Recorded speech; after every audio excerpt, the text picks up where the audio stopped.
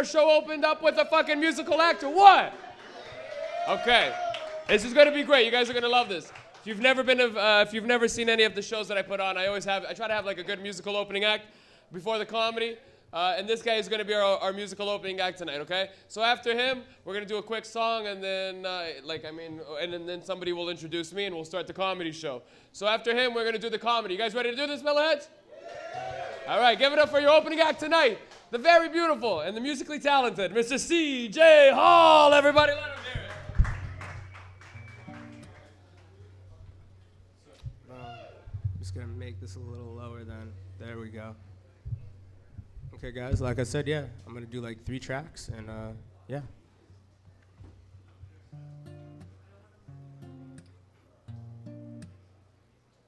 I said I'll bend backwards. You know I'll twist my spine. I'll bend backwards. As far as I recline, I'll bend backwards. I said I'll bend backwards. Doctor, doctor, give me the news. I got a bad case of having the blues. I said my heart don't start and my feet don't skip, and my insides feel like they're having a fit. So pretty please, I'm begging on my knees. Is there anything that you can prescribe to me? I've tried liquor of all kinds. Tried talking to the divine, but my heart's so hollow, my mouth will take any pill it can swallow. 'Cause I'll bend backwards, you know I'll twist my spine. I'll bend backwards. As far as I recline, I'll bend backwards. I said this is how we live, like every day on the grind, trying to find a place to play. Man, our style's kinda awkward, we don't hit the way you expect a group of guys like us lay down and obey. But I got the mic and this is what I gotta say. I got that rock rhythm rhyme shit like I don't play. I said I don't care like every day. I said like this is how we live like every day. 'Cause I'll bend backwards. I said I'll bend backwards. Yeah. So yeah, guys.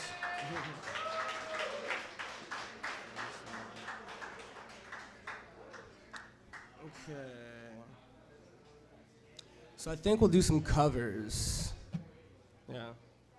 This one's a mashup, and then we'll end on another cover.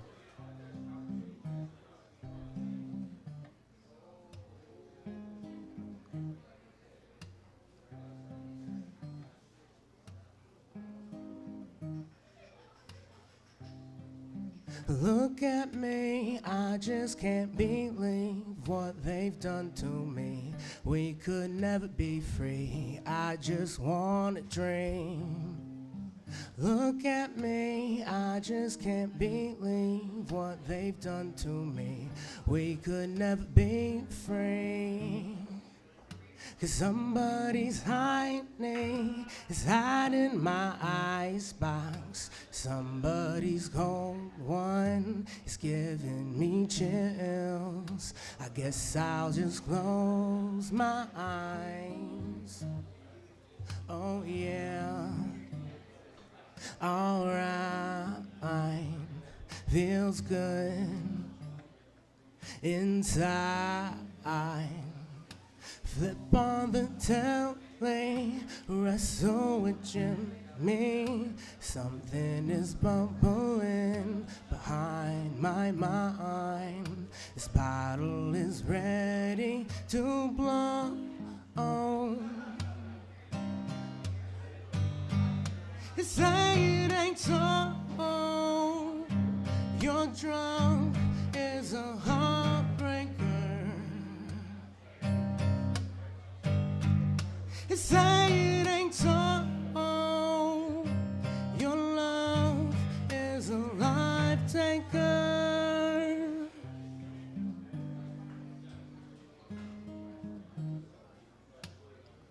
I'm sorry, Miss Jackson, I am for reals. Never meant to make your daughter cry. I apologize 1,000,000,000 times. Sorry, Miss Jackson, I am for reals. Never meant to make your daughter cry. I apologize. Me and your daughter got a special thing going on. Some say it's puppy love, we say it's full grown. Hope that we'll feel this way forever. You can paint a pretty picture, but you can't predict the weather. I'm sorry, Miss Jackson, I am for reals. Never meant to make your daughter cry. I apologize.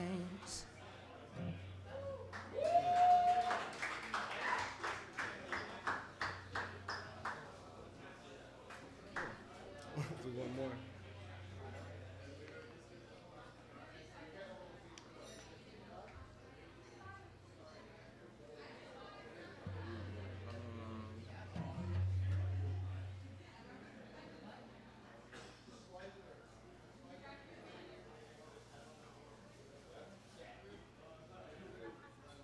Nah, we'll do an original actually. I lied. Fuck it. Okay. The small towns where dreams go to die, and the suburbs where failures go to hide. In plain sight, they fight their own line. Plus, they always underestimate their own mind. Hey, pretty girl with the cute face, with the smooth brown eyes and them hips and waist. The type of girl like you, time I don't waste. So why don't you come right back to my place? And after that, it's post-haste. I'm going from first all the way to third base. And I can slide into home or I can creep softly. Like Lauryn Hill said, that boy was killing him softly with his song. It goes on and on and on and on, and the beat don't stop until the break of dawn. And it's a beautiful day, what do you say? Cook out, fish fry, kin and friends all day. And I don't know about you, but that's how I celebrate life in the best of ways. Plus the decisions that I've made in my life, no regrets. Tattoo across my heart, swear it on my chest. The tool that I rule that got me through that wannabe hard knot headlock high school. And even though I go back to rest my head, I swear to God, in my dreams, this is what I said. The small towns where dreams go to die, and the suburbs where failures go to hide. In plain sight, they fight their own line. Plus, they always underestimate their own mind.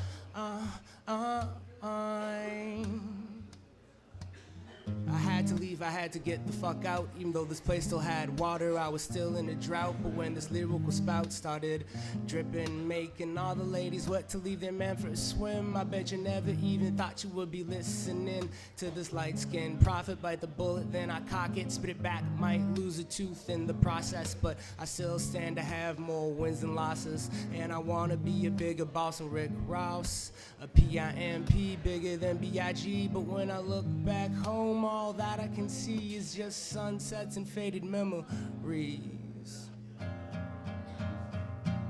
The small towns where dreams go to die, and the suburbs where failures go to hide. In plain sight, they fight their own line. Plus, they always underestimate their own mind.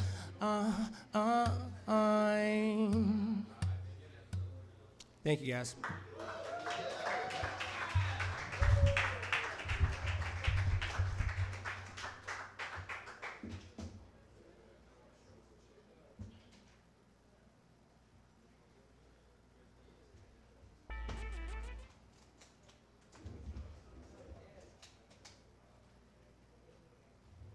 Day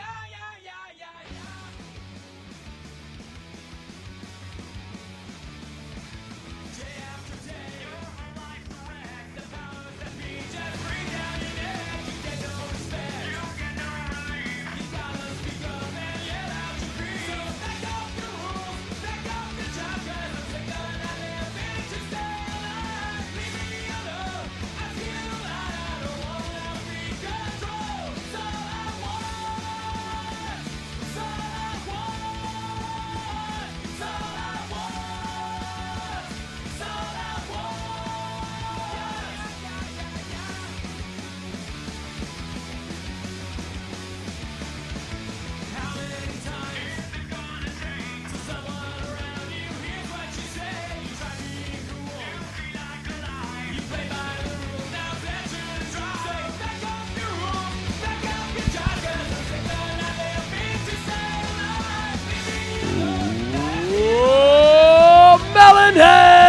Are you ready for tonight's comedy show?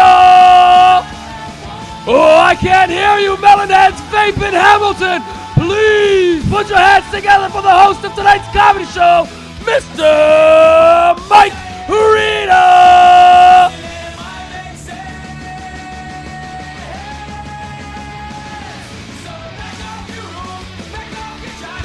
Hamilton Vape, make some motherfucking noise. Let me hear you guys right now. These guys right here, you guys in the front, what the fuck?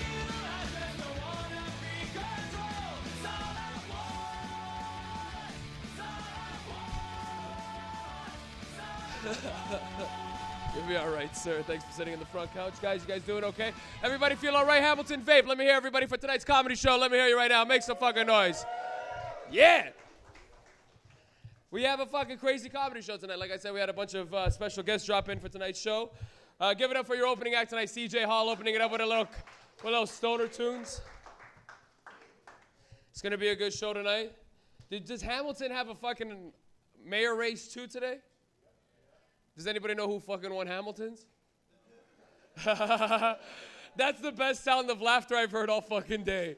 Does anybody know Hamilton's winner? It was like, ha, ha, ha, ha, ha. John Tory won in Toronto right now. That's fucked. Oh shit, did you guys just hear that ruckus that just started? I was like, yo, John Tory won. It's like, yo, what the fuck? Yo, what the fuck? Yo, you know what? You know what's funny?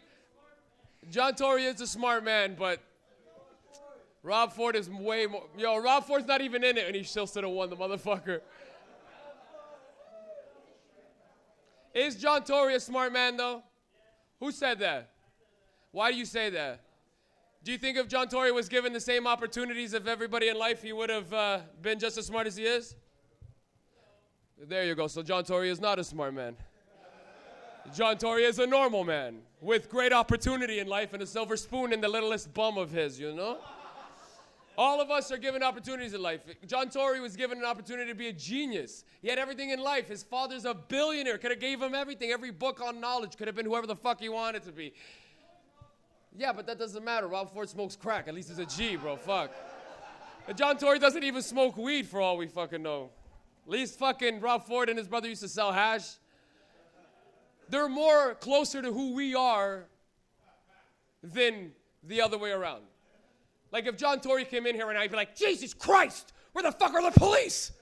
If Rob Ford came in here, he'd be like, holy fuck, where are the chips? What the fuck? Okay. If Olivia Chow came in here, she'd be like, oh no, sorry, Hondo. No, I'm just playing. I actually love Olivia Chow. She grew up in my neighborhood as a politician, and she kind of like, you know, became one of, she's cool. If you've ever met Olivia Chow, you know she's cool. She doesn't smoke weed, I don't know anymore, but Jack Lane definitely smoked weed. Yeah, Jack Lane was all about that shit. Those people left. They couldn't handle the John Tory shit. They're like, yo, fuck that, bro. They love him, John. How could we not, as potheads, like Rob Ford, though? Listen, I did a show one time where Rob Ford was in the room. The motherfucker breathed so loud you could hear him when it was quiet.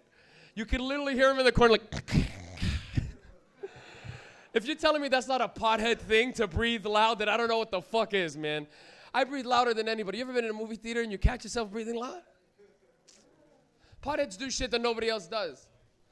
I talked about it yesterday on my other show too. What did I say? Oh, fuck, I just talked something in my pocket. We also got seeds from our Marta genetics, man. Does anybody here grow their own weed? No, I'm just playing. Don't clap for that. Don't clap. We're going to give away seeds too. What the fuck's everybody been doing anyway? I like this crowd, too. We have a really young crowd in here. Clap if you're younger than 35 years old. Let me hear you right now. Younger than 35. That's pretty much everybody. Is there anybody older than 35? Clap. There's like maybe 2. 3. I like a young crowd because all of us grew up in the same fucking generation, and we're the next big generation of potheads. I always like to think of that. Like, we're like the next generation of pothead parents. Okay? We're going to be the pothead parents, like, eating their kids' fries at McDonald's and shit like that. This Happy Meal's making everyone fucking happy right about now. I love being a fucking pothead, and I love being a pothead because look what we get to do now, too. I want you guys to give it up for Pete, man, and putting this all together and risking his motherfucking ass for us, all of us right now, man. I fucking love it. You guys know that this is the only place in the world right now where this is happening. I mean, in Canada, because we actually have another weed lounge like fucking 20 minutes away from here that's having a weed show too. It's Vape On The Lake in Etobicoke. And they have a really good show there too. But Etobicoke's Vape On The Lake and us here in Hamilton, we're the only people in the whole fucking world right now smoking weed in a lounge and watching comedy and doing it. And you know why? Because a lot of you, does anybody here know how this, does anybody in here not know how this place works? We're all doing this super illegally right now. On like 2 levels too. Not only are we all smoking weed illegally, we're all watching each other without ratting each other out too. That's against the law. You can't do that. You can't just watch everybody break the law and be like, I'm not gonna say shit. I love this too, because you know what the best thing is? Nobody's scared of cops in here. Nobody. Because if you were scared of cops, you'd be sitting there like this, like, yo man, shouldn't we get out of here? But let's smoke a joint and just get the fuck out of here. Weed filters out the soft individuals. As a teenager, and you know what I'm talking about. Do you remember like being 16 or 17, smoking weed in a parking lot, and you'd always meet the wussy kid, because you'd be smoking weed and like a security guard would come out of nowhere, and he'd be like, yo, cops! You'd be like, relax, security, man. And he'd run, and you'd never see the fucking kid again. The next day in school, you'd be like, yo, you want to hang? He's like, man, I can't fucking hang with you guys anymore. Those cops almost got us. Cops? Bro, security. I know the guy's name is Joe. He's fat, bro. Weed. I like weed. I like weed more than I like alcohol. Clap if you like weed more than you like alcohol. Let me hear you right now. Yeah, nice. I like weed, mushrooms, and then alcohol is like third, man, maybe. Maybe not even. Fuck, you can put blow in third for all I care. Yo, don't fucking clap for that, you crazy fucking Hamilton fucks. That was the most Hamilton thing ever. Yo, fuck alcohols. Do blow. Yeah. No, you know what? Fuck that for real, though. Seriously.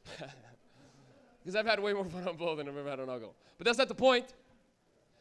Like, has anybody in here ever, this is a room full of people who have done drugs. Has anybody in here never done mushrooms? A couple of people have never done it. 3 people have never done it. 3 fucking people.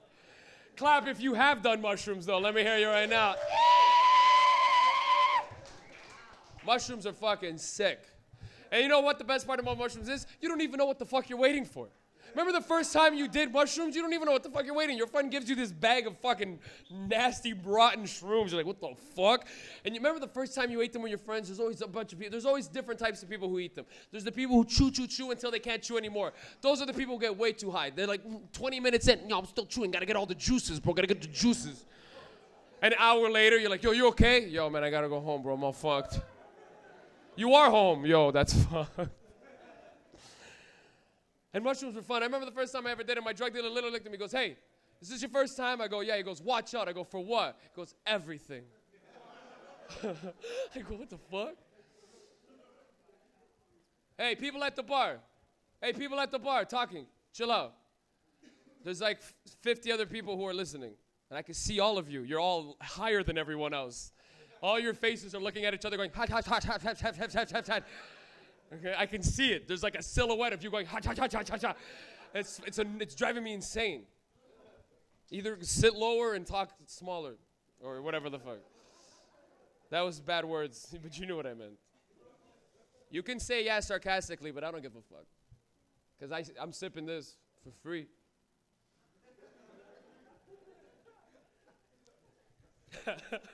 The worst thing to ever diss someone out. See, this is fucking $2 drink on the house. I love being a pothead too, because we do potted shit. You know what's funny about being a pothead? You get happy when you meet other people that are high. Like, you ever walk into McDonald's and you're high as fuck, and the guy taking your order is higher than you are? And you have that amazing moment. He's like, hey, can I help you? And you're like, man, can I help you? Let me get you a fucking small Coca-Cola right now, but you need to wake the fuck up. Like, I take the TTC a lot in Toronto, and back in the day, they were allowed to talk.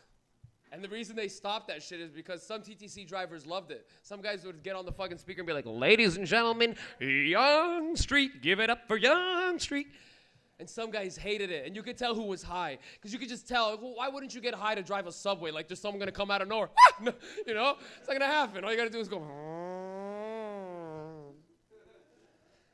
and the best thing was, you could tell guys who were high, because they'd be like, next stop, Young.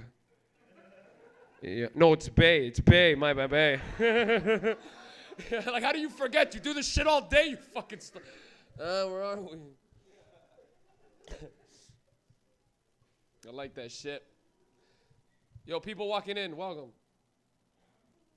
They hadn't even put a foot in yet. I know. We're seeing the door, man. It's like some weird European mom. Hello. Okay, you guys are nice tonight. I'm really happy to have you guys. Are we ready to get the show going or what, man? You guys ready to do this? I'm going to be your host all night. I want you guys to know that I realized something over the last few years of doing weed shows. A weed show is like a fucking car going down a mountain on neutral. Like at the top, you know, when the show starts, it's like, oh, sick. And it's slow to get going. But then there's this amazing part where it's just, and we're almost there. You guys fucking got there quick today. Usually it takes like a stoner audience, like 4 comedians to be like, oh yeah, that's right, we gotta laugh out loud. What the fuck? But you guys are good tonight. You guys are laughing out loud and we're having a good time. I'm your host, Mike Rita. And if you guys have never been to any of my shows, I'm a fucking comedian who travels all over this fucking country with yucks, all this fucking shit I did just for laughs, much music. MTV, in my day, MTV, Beavis used to call me.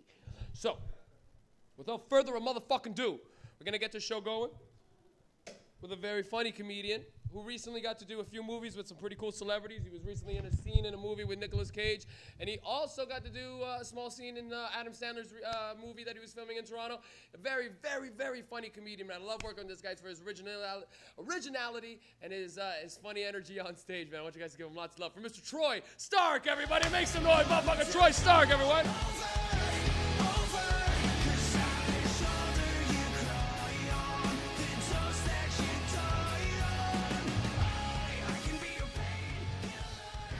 Whoa, what's up, dudes?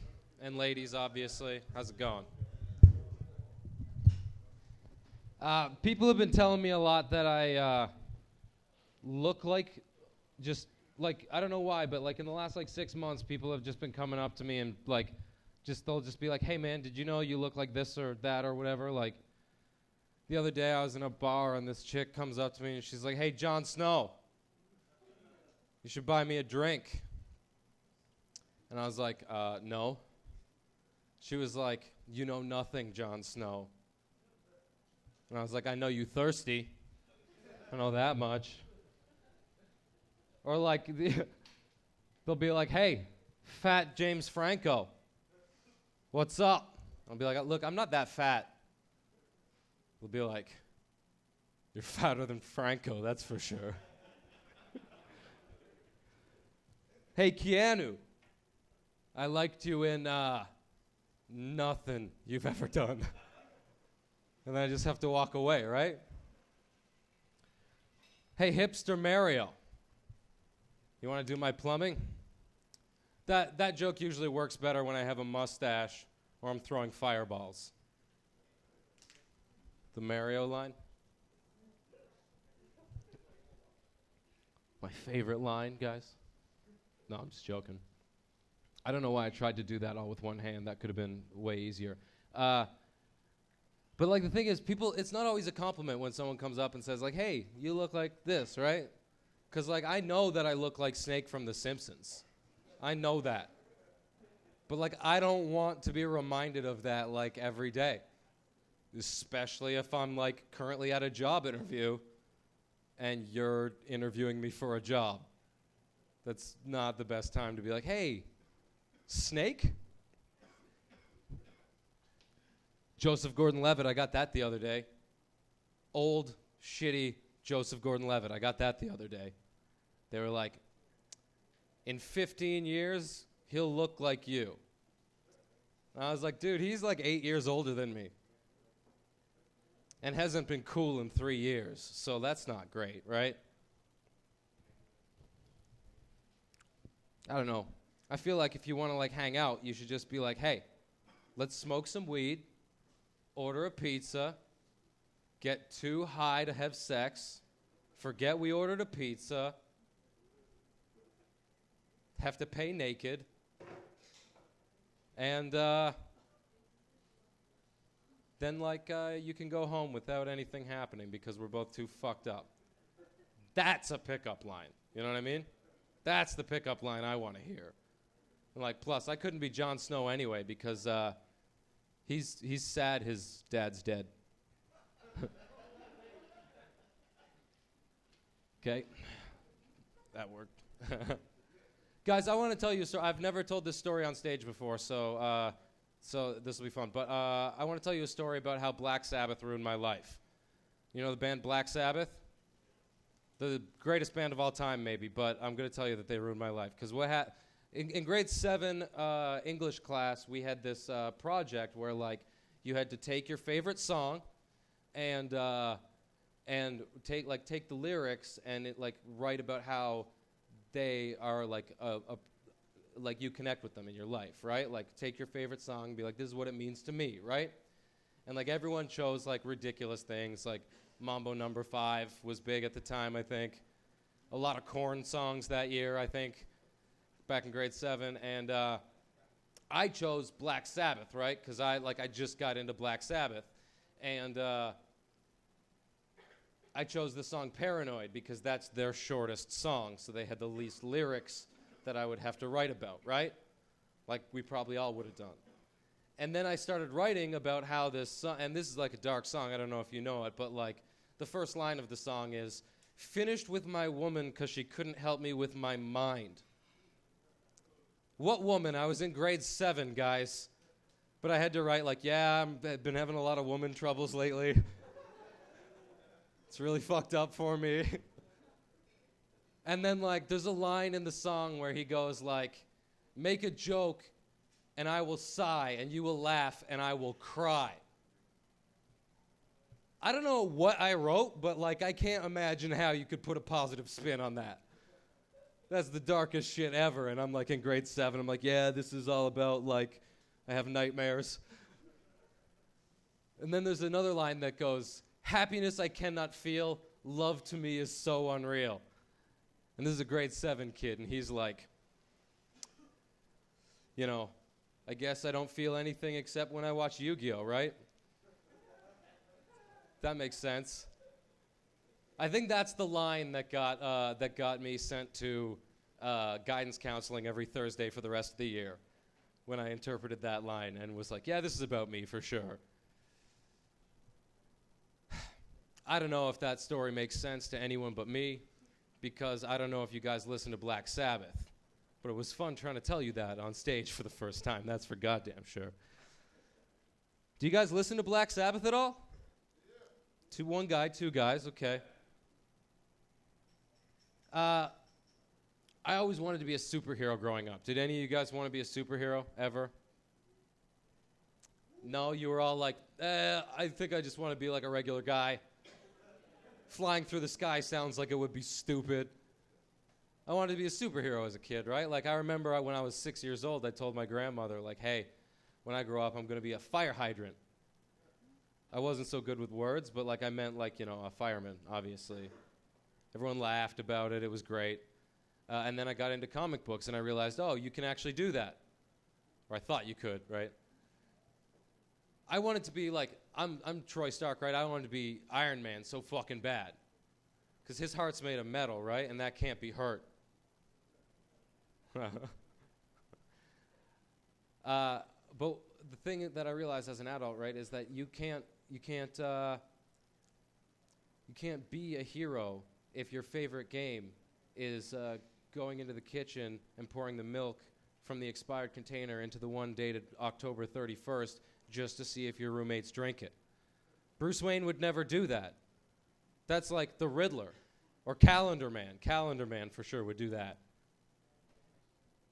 Not Batman fans, I guess, right? Cool.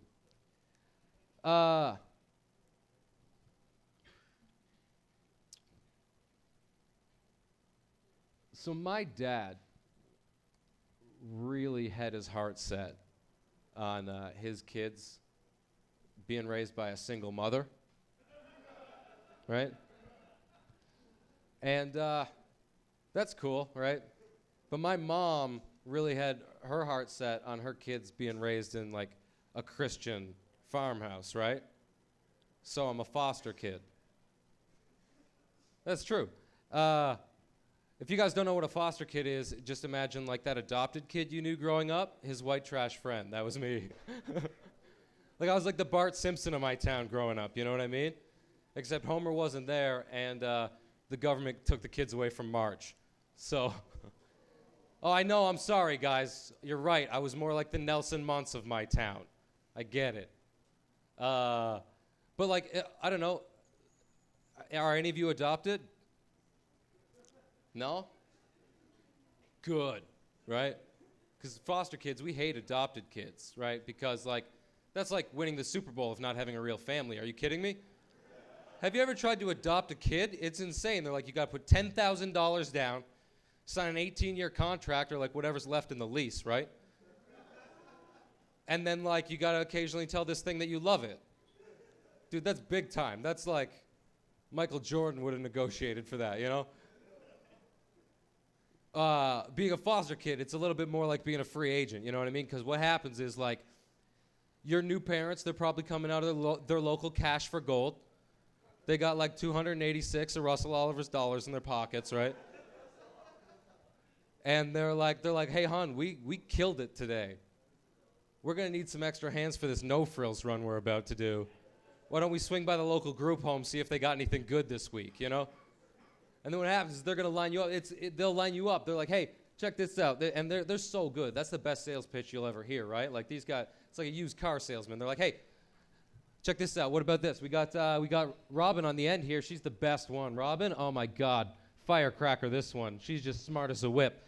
Just don't get between her and her fruit roll-ups. I'm not going to lie to you. She's a bit of a biter, but like, you leave her and her fruit roll-ups alone and everything's fine, right? Oh, no, not her. Okay, what about Frankie over here? He's the best one. He's so good, so smart, so great at math, you know? Not going to lie to you. He likes to start fires, generally on cats. Are you dog people? Okay, what about Johnny over here? Johnny, he's the best one, I'll tell you that much. Johnny, you know, he's been a bit sad lately. He just lost a finger, but I told you not to get between Robin and her fruit roll-ups, didn't I? Did I not say a lesson learned? You know, he'll be a stronger man because of it. So that's Johnny, and then on the end here we got Troy. He's the best one. He loves that band Korn. Says they're timeless, and he still thinks that when he grows up he's going to be a Batman. So, yeah, make your choice, whichever one you want, and we'll get you set up with a brand new kid today. You know what I mean? You guys were with me for a second, and then I don't know what line lost you. Was it the Korn reference? Because I've been referencing them a lot lately, and I don't know if you're into 1999 as much as I am. But I'll tell you this much: living in a foster home was way better than living in a group home was way better than a foster home, right? Because you got grilled cheese tomato sandwiches on Tuesday nights. First time I ever saw a music video, we had cable, right? First time I ever saw a music video, Cher, Turn Back Time, changed my fucking life, guys. I never knew a battleship could be so fucking big, or that a 50-year-old woman could be so fucking sexy. You know what I mean? And like the first love of my life was in that group home, right? Robin? Oh man, loved her so much. It's probably the reason I can't come without like a fruit roll-up wrapped around my dick and just a whole lot of biting, though, you know? But like you adapt to survive, guys, and that's how you do it. I'm going to tell you one more quick joke, then I'm going to roll out of here. Have you guys ever heard this thing? It takes 10,000 hours to become an expert at whatever you do. Have you ever heard that? Basically, the idea is if you do something a lot, you'll be good at it. 10,000 hours is the number that they decided. But when I heard that, I was like, that's a lot. But I got a bit of an ego, right? I'm like, I want to be an expert at something already. What's it going to be? And then I was like, oh, clearly jerking off, right? And I got embarrassed, but I realized, like, no, that's also the first thing all of you thought of. Don't lie to me. You were like, 10,000 hours? Yeah, jerking off. But then I went one step further, and I did the math on the thing, right? And it turns out that 2 minutes 3 times a day for the last 12 years or so does not an expert make, guys. Right now I'm floating at like 467 hours. 467 hours is not enough. That's not even enough for an apprenticeship in most fields. Are you kidding me? 467 hours? That's nothing. So I put a solid hour of practice in that night. The next morning, got right back on the horse. I was like, what am I awesome at, you know? But I don't know. Can you be an expert at wondering if your friends secretly hate you? So good at that. I'm an expert at deleting passive-aggressive Facebook comments, hopefully before the people they're about read them. Pretty good at that by now. You guys know that game. I'm really, really good at watching episodes of Gossip Girl and pretending not to know what it is when people bring it up in conversation. You have no idea how many times I've been on a bus and I hear some chick be like, oh my God, I can't believe that Blair is with Dan now. And her friend's like, I know. I've been waiting so long for this, right? And I'm just like, no! She should be with Chuck, you fucking idiot! He's the only one that understands her. Well, you can't do that, right? You don't want to be the asshole on the bus. There's one other thing I would consider myself an expert at. It's probably looking at pictures of my ex-girlfriend on Facebook. But then again, I might be at like 467 hours, so. That's why I love weed rooms, right there. But like, I think one of you was like, oh, gross. Clearly you do not understand love, miss. Guys, thanks so much for listening. I'm Troy Stark. Let's get Mike Rita back up here.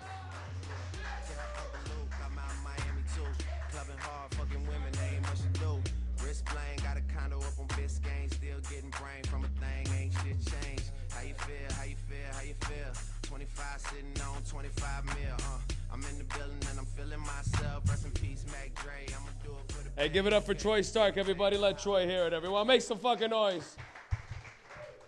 All right. You guys look like you guys need waking up, so I'm gonna give away a loot bag full of fucking Halloween candy. There you go. Here, you guys want some Halloween candy? You think I'm fucking around like this shit? What? Aha, snap. The guy dropped it, bro. We're giving away a grinder from Where Heads Meet. Yo, we're giving away the littlest fucking thing of Pringles you ever did see. Yo. On the top it says, bursting with flavor for my French friends. Fuck you. Yo, no, just play. It says, une explosion de saveur. Yo, fuck that shit.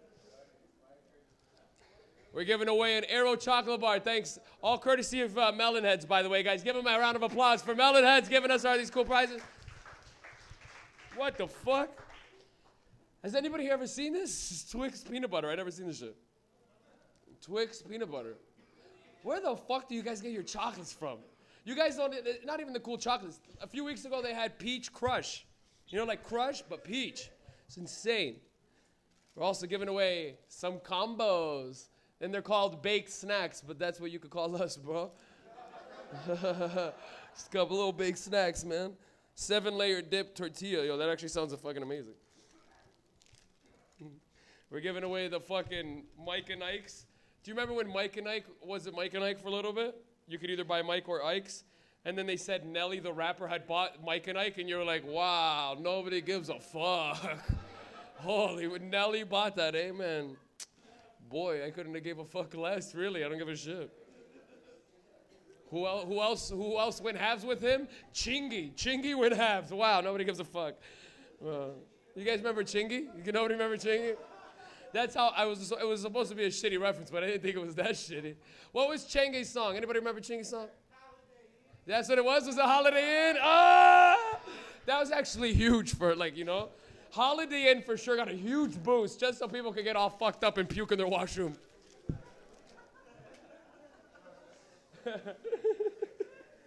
Okay, wait. And we're also giving away with our grinder a package of Raws, a package of Marleys, and 2 packages of filter tips. Whoa.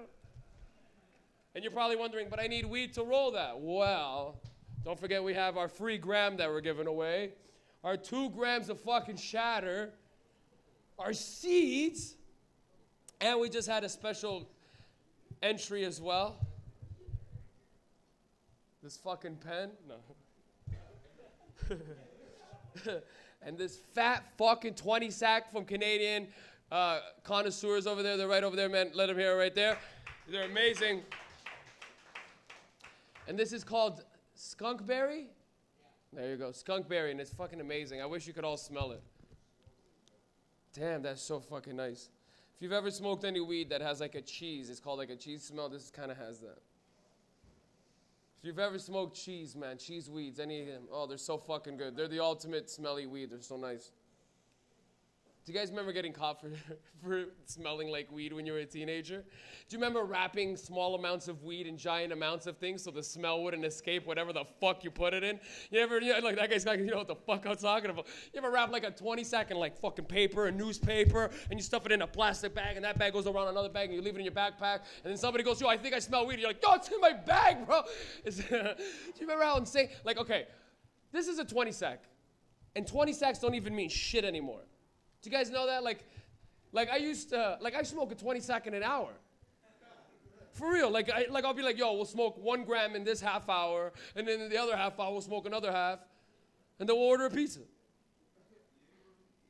But do you remember when a 20-sack meant your whole fucking day? Do you remember when a 20-sack was your fucking day? Like when you were in grade 9 or 10. Can you imagine going into grade 9 and your boy's like, hey, man, I got a 20-sack. You'd be like, fuck, we don't even have to go to class, man. We just go to your house and just fucking chill and do nothing. Do you remember when a 20-sack, do you remember when you couldn't even fucking afford a 20-sack? Never mind fucking buying it. Can you remember when you had to call friends and be like, hey, I have 5, and you'd be like, yo, I got 10. We'd be like, yo, we only need $5 more. We can buy a 20-sack. Now, a 20-sack is something that if I lose, I don't even get mad. But once upon a time, a fucking 20. I used to be so fucking poor, I'd beg my dealers for 2 for $15. Remember that? Remember the 2 for $15? If I call a dealer for 2 for $15 nowadays, he's like, bro, are you all right, man? Here, man, I'll fucking cuff you to dude. Fuck, dude, you okay? You struggling, bro? Don't even smoke weed if you can't afford it, actually, bro. You know what I'm saying? Yo, that's the truth, though. What's this, a joint? Sick. Chocolate? Oh, yeah, you have, like, that medical bag with that. Fuck. God damn it. Can you imagine going back in time and getting high with your high school self and getting them all fucked up and just being like, you fucking idiot, bitch? Oh, man, I need a lighter. Let's toke this joint and enjoy what it is to smoke a joint. Okay? What the fuck am I really doing right now? I'm smoking a joint on stage illegally in front of a whole audience in Canada. And the best part is nobody's scared about the cops coming in. And you know why? Can you imagine the cops actually came in right now? How amazing that would be. Look how high everyone is. Imagine they came to the door. Hey, nobody move. We'd all look at them and be like, huh, no, duh. Nobody move. This guy's fucking sleeping. Chill the fuck out. Even the guy sleeping be like, yo, I'm not sleeping. Just chill. You think cops don't know about this place? You don't think there's been po-po who drive by this place going, hey, hey, hey, Johnson, look, it's Melanheadz. Look, it's Melanheadz. Sick, you know? I wish we had that when we were younger. Fuck. You know how many times I got booked in a laneway? Bro, who the fuck's GPS is running in a fucking... Well, what does your little joint have a GPS? Put joint 2 lips now. Ash joint in ashtray on left. Oh, fuck.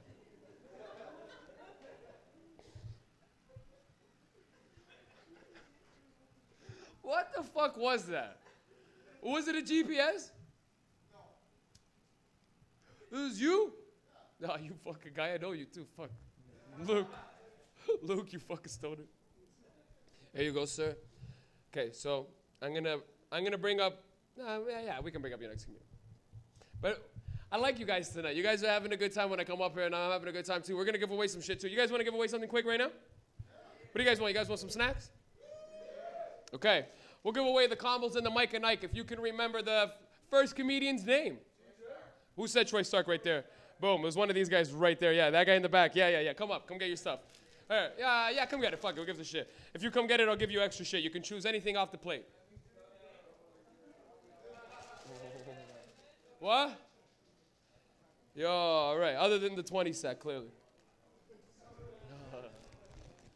Wait, so we're going to give Mike and Ike combos. Where's the guy? Oh, fuck. 30 people had to move, eh? Jesus, fuck. You should have just sent a representative or some shit. Yeah. You know, send the guy to come up here and be like, yo, they got PB, dog. Anything you want off the thing. You want some of the shatter? Yo, no, but you... Yeah? Okay, you can take these 2 too.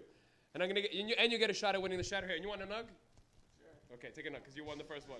You get one nug of the 20 sack, yo. That's fucking 20, bro. Hey, give it up for him right now, man. Good memory, my man. Good memory. Yeah. That was so funny too, because I'm like, yo, you can take anything off the plate. He's like, I want the shatter. It was like a high, like, bro, over there. Okay. No, we'll do a dab after. You have your unit high? No, we'll do it after. We can do it right now? Okay, let's do it right now. We're doing a live dab on stage. Fuck, look at this thing. Holy, bro, could you give me anything bigger? Can you guys see how big that is right now? Is there like a light I can put that in?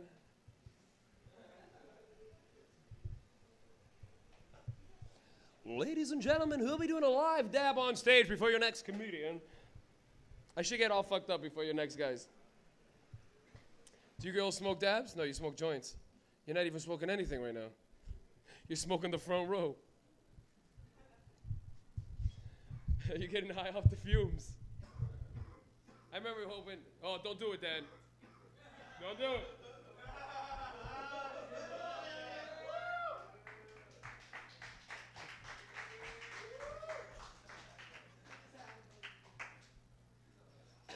Fucking guy.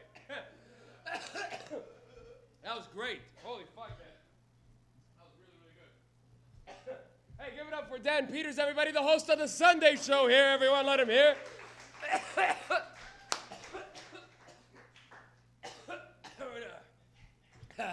We're going to take a quick commercial break. Like, you know, you ever turn on like a channel at 7 in the morning and it has the colors and it's like, beep. That's me right now. Beep. We'll be right back, yo.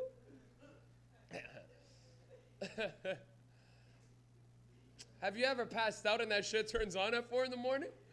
That's like ISIS entering your fucking room, man. Okay, you guys are fucked up tonight. I like you guys. Hamilton, Melanheadz, we feeling okay tonight or what? Yeah, you guys are nice tonight, baby. I like you guys. Don't forget, I'm going to be hosting this bitch all night, and we're going to bring up your next comedian. This comedian has been working a lot recently with me, and I want you guys to give him lots of love because he's going through a change right now as a comedian. A comedian's always growing. You're always becoming funnier. You're learning who you fucking are. And this guy's going through one of those great steps right now. And right now he's in that stage where he's becoming very, very funny. So really enjoy this cat, man. I love him, and he's fucking hilarious. Give it up for the one, the only Mr. J. for Reborn. Everybody make some noise. Jeff Reborn.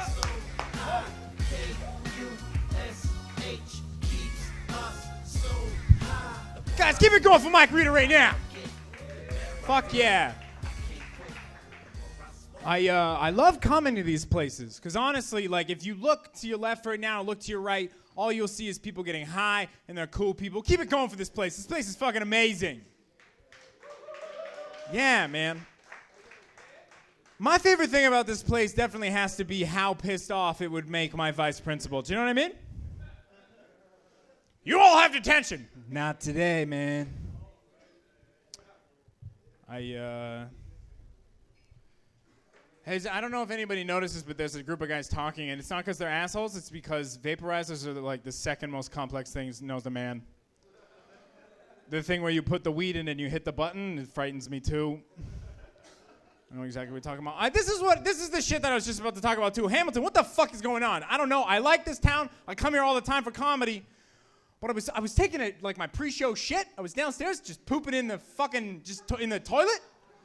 You know what I mean? And I was making noises like a father and mad at his son named Henry. Do you know what I mean? Just down there, just like, you know what I mean? And some guy comes in and he starts pissing at the urinal, and that's fine. That's where you're supposed to piss.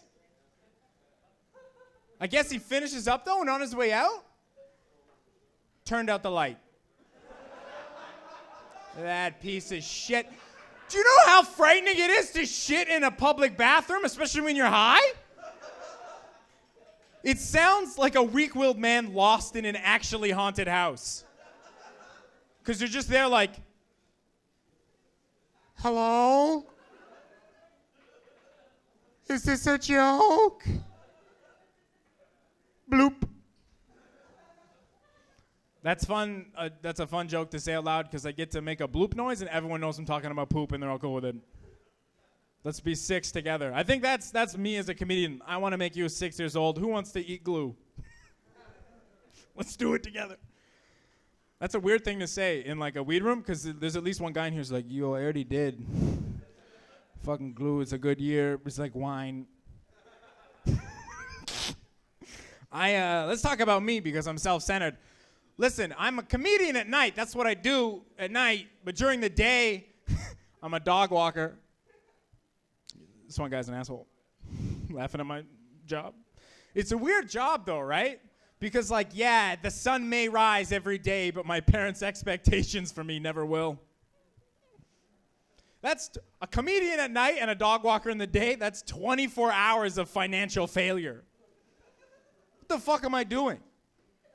Because normally when you have like a dream that you're trying to achieve that you do at night, your day job makes up for it, right? Comedian and dog walker. That means I'm such a loser that probably in an alternate universe somewhere, I'm like, yeah, I do music at night, but don't worry, in the day I make my money, I'm a balloon artist. In case you don't know what that means, that's those guys with those fucking weird bow ties that say stuff like, do you want a giraffe?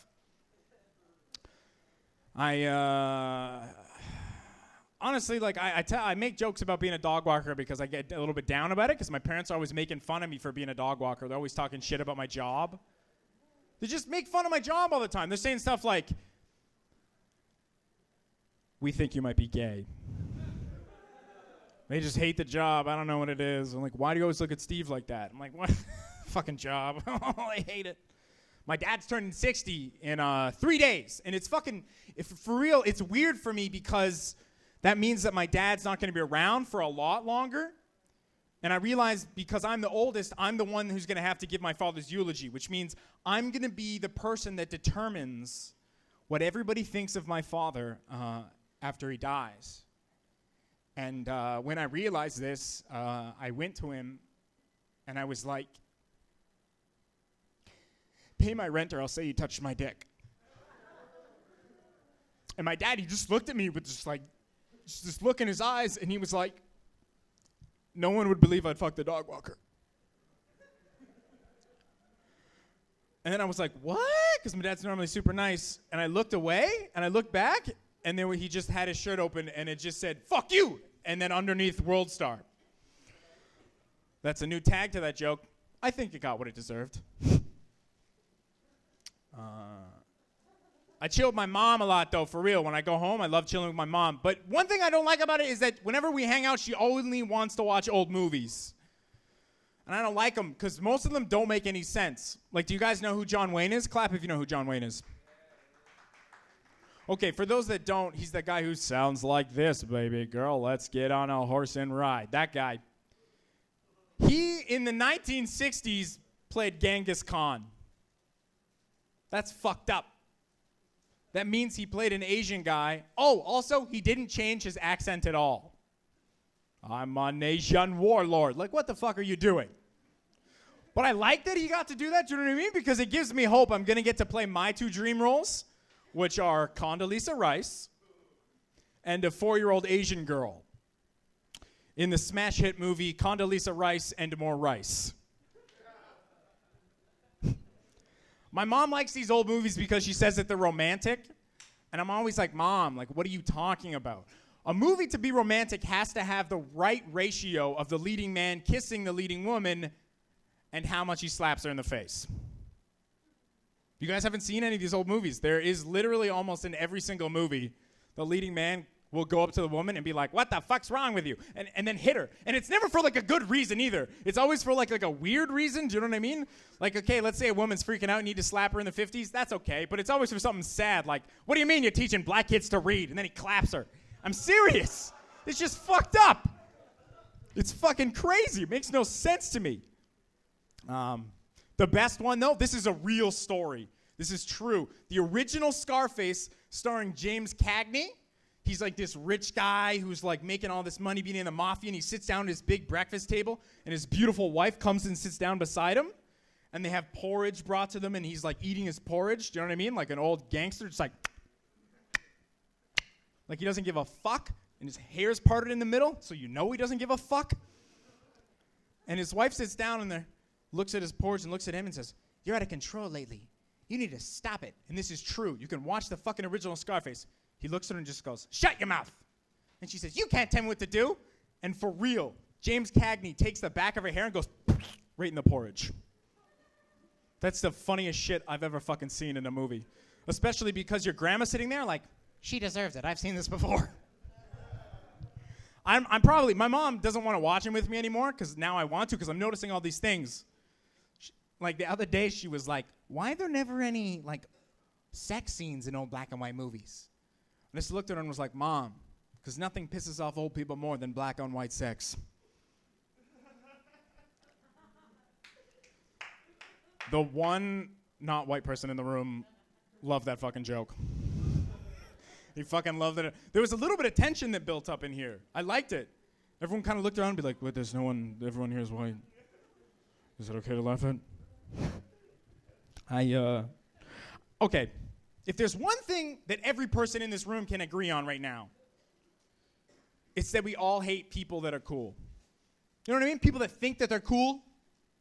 People that walk around with their fucking flashy costumes and fucking clothes and slick back hair. I can't stand it. Now, if there's another thing that everybody in here can agree on, it's that we all think that we're cool. Everybody in here gets up in the morning, touches their face or their hair, and goes, "I'd fuck myself."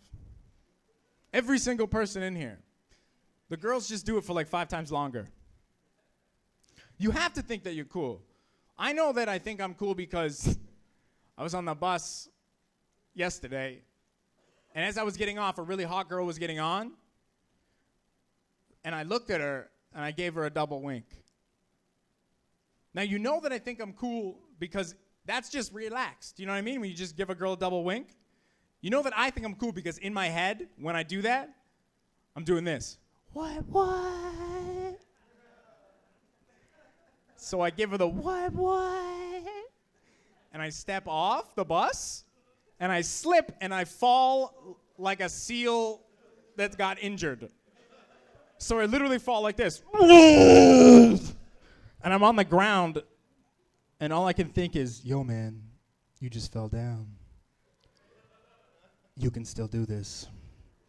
Get up and show this girl that you're a sexy, cool guy."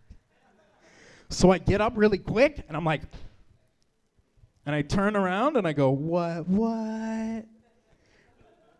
And the girl had moved, so I just flirted with a really upset bus driver. And this is how I know I'm not cool, because when I was like, what? He looked at me and was like, "Wow. That is sad. And I'm a bus driver. I know sad." I was like, God damn. Shit like that is one of the reasons why I think I might have a low self-esteem. I seem confident on stage, but that's because I may fake it till I make it, motherfucker.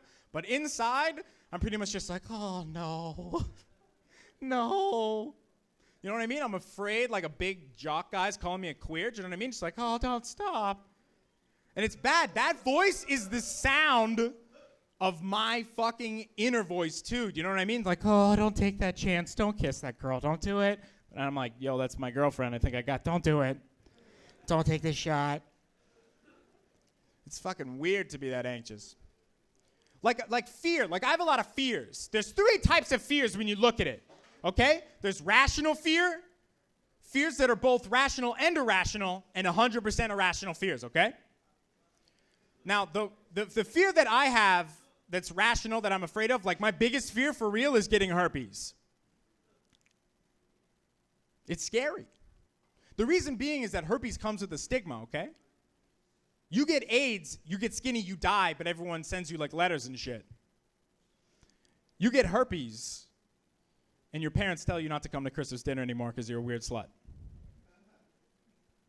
Like, okay, think about it this way. How many movies where the star gets AIDS win Oscars? Philadelphia with Tom Hanks. Matthew McConaughey, Dallas Buyers Club. You know how many movies there are where the leading guy gets herpes? None. But if there was, it would probably star like Joey from Friends and Pauly fucking Shore. So that's my biggest fear. I think my second biggest fear is both rational and a little bit irrational too. Like my second biggest fear is raccoons. Scared of fuck of them, scared of them, scared of them. The rational part is that rabies, if you don't have the shot, will kill you 100%. That's scary. The irrational part of that fear is that I don't like how raccoons can sit up and they have thumbs so they can do anything with their hands that a human could do. So theoretically, a raccoon could bite you, knock you over, give you rabies, and then jerk you off. I don't need that in my head. I don't need that. My girlfriend has 100% irrational fear. Her fear is albino people. That is not a fucking joke. She is so afraid of them. I don't know what it is. I asked her once, and she was literally so afraid that she keeps saying, stop! Stop! Like, when I bring it up, I'm like, why are you afraid of it? Even the word albino makes her freak the fuck out. And I thought it was hilarious until one day we were in a restaurant, and an albino guy showed up behind her. And I was like, oh. And she was like, what? And turned around and saw him. And she started making a noise like this. And that's funny, but it kept going. And when a guy is laughing at a girl making a noise, people come and check what's going on. So a waitress comes over, and she was like, what's wrong? And she was so scared she couldn't say anything. So what's wrong quickly turned into, what did you do? And I had to think, like, she doesn't want people to know that she's afraid of albinos. I got to make something up. And people kept coming over and be like, what's going on? What's wrong? Why is she upset? Why is she freaking out? What did you do? What's wrong? What do you think? And I was like, I got to think of something quick. I got to think of something. What's scary? What's the most terrifying thing in the world? And she was like, what's going on? What's going on? And I was just blurted out eventually, she got herpes from Pauly Shore's raccoon. You're right. That's what that deserved. I'm going to do one more thing, and then I'm going to get out of here. When my friends figured out that I was afraid of all this weird shit, they kept telling me that what I need to do is do mushrooms, find my fear, battle it, and win. So I ended up doing mushrooms with my friend Kevin, Matt, and Matt's dog, Gabby. She wasn't there to, like, do mushrooms. She was just there to, like, bark in case of danger. So I do the mushrooms, and I start getting, you know how it is. You just get that body buzz just going. It was right in my tum-tum, and I was like, this is good. This is good. And then it started to get bad, and it started to hurt a lot. And I got really scared. I don't like it. This is scary. I don't know what's going to happen. Guys come to the bathroom with me. I'm scared. I don't know what's going to happen. And we run to the bathroom. And as soon as I cross the threshold of the washroom, I just go, and I puked like 2 liters of blood. I find out later that I'm allergic to mushrooms, but in that moment, all they could think was, oh, I found my fear and it's winning! Nothing is scarier than this! And I turn to my friends because I just want them to be nice, and I'm like, Matt, is this real? And I didn't know how high Matt was until I listened to what he said. He looked at me and he went, it's your mouth's time of the month. And I was like, no. And I looked at the dog and I started petting her. And I was like, Gabby, what's happening? And she started barking at my stomach. And I was like, there's danger in there. There's danger. And I was like, Kevin. And Kevin had been looking away. And I guess he didn't want to see his friend throw up blood. And he eventually looked at me. And he had tears in his eyes. And he was like, I'm so proud of you. You're a woman now. Guys, thank you so much for listening. I've been Jay Freeman. Let's bring your host back up here.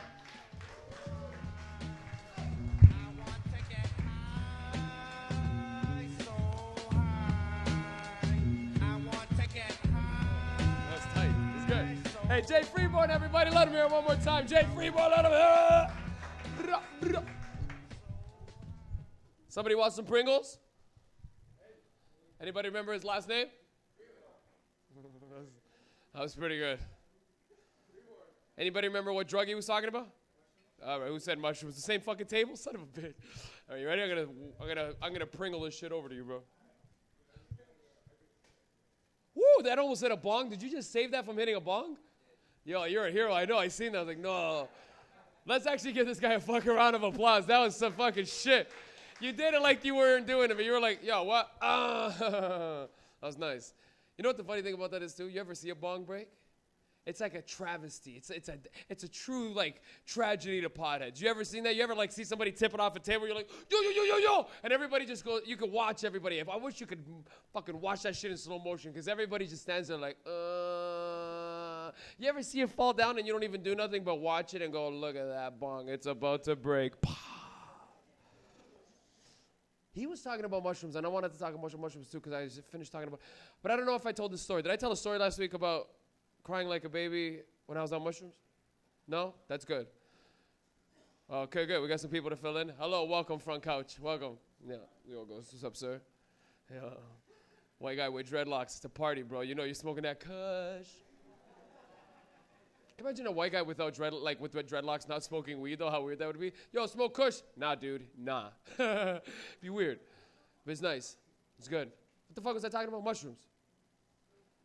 And everybody who had done it. Who were the two people who did it? You're not you guys? You guys were the two people who hadn't done it? Everybody else has done mushrooms.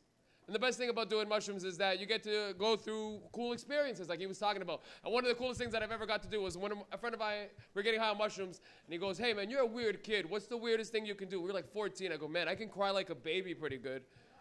I swear to God. And he went, what? I went, watch this, man.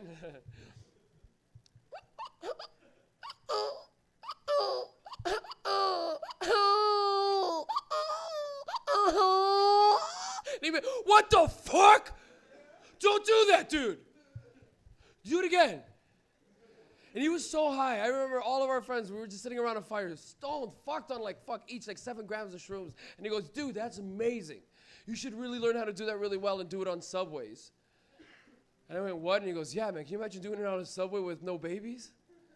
And I went, dude, that's amazing. And I know it doesn't sound amazing now, but imagine being on a subway, and we did it. And the most best part is that we used to sit in a corner. Me and my friends, we would all split up, and I'd sit in the corner by myself with a newspaper to my face.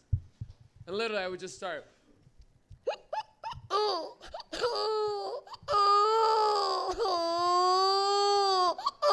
And I remember every time, imagine you hear the first time when you hear a baby, you're like, hey, where's the baby? And when you don't see the baby, you're like, hey, where the fuck's the baby? And I remember I always used to fuck with people, and the best time I ever did was like an old Italian lady was sitting in the corner, literally. And I started doing the fucking noise. And as I started doing it, I could see that she started looking around like, oh my God, I hit the baby, but where's the baby? And I kept fucking doing it. You know, if you've ever been on Toronto subway, you know when it stops. I kept doing it when it stopped, because it goes ping, ping, ping, and it's quiet for a little bit. And you can hear everything. And I would just go, and you can start seeing her look around. And eventually she stopped looking around. And she started freaking out. And I know she started freaking out because she started looking down and not saying anything, not looking anywhere. And I could just imagine in her head going, I hit the baby, but I don't see the baby. And she caught me. I need you to know this fucking lady caught me. And it was insane.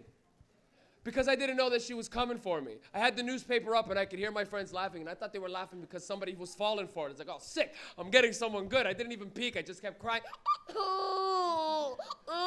And I remember, I swear, I'll never forget. This old Italian lady, fucking pissed. She goes, excuse me? You're the one who's doing it. What is the matter with you? Why are you doing that? And I didn't say shit. I remember going, hey, and it blew her fucking mind, man. She was like, why are you doing that? And the best thing was, as the subway's door closed, they closed right behind her. She goes, oh, fuck you. Bam! She walked out. And there's never been a and I always wish I could fucking see that lady again and apologize. That lady's probably sitting in an old folks home. Why he crying like a baby? I like that shit. We should give away something else quick, too.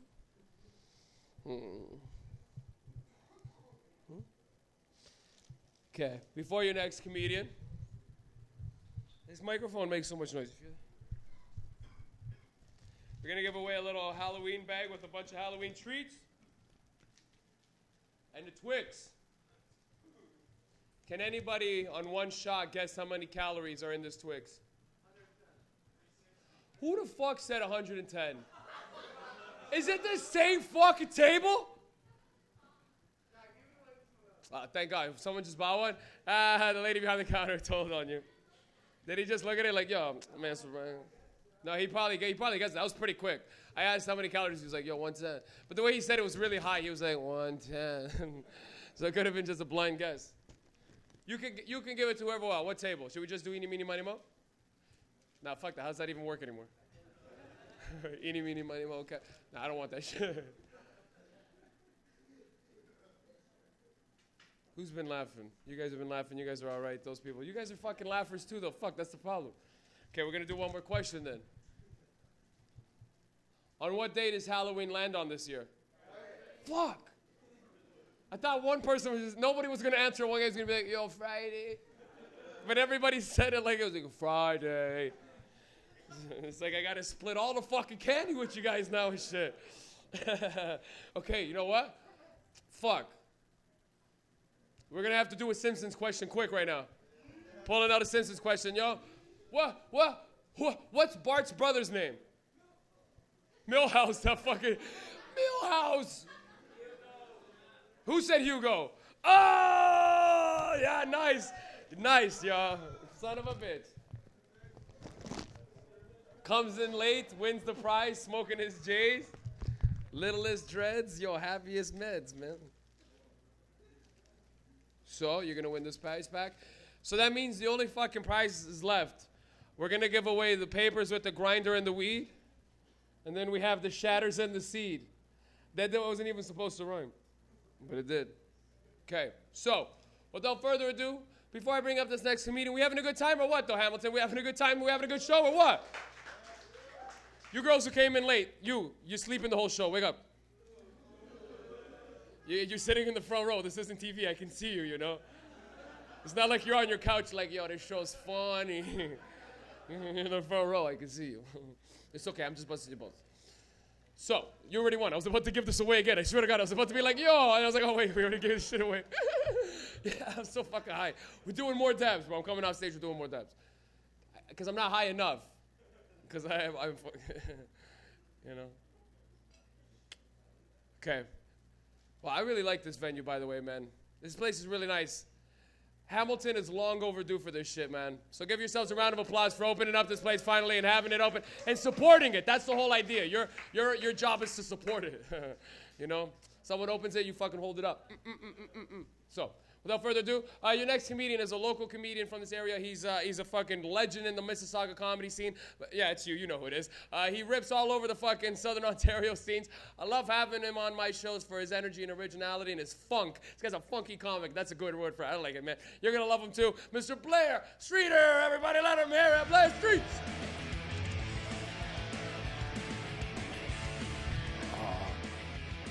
I didn't know Etobicoke was this area. I'm that far out of Toronto that it's like, now I'm officially over here.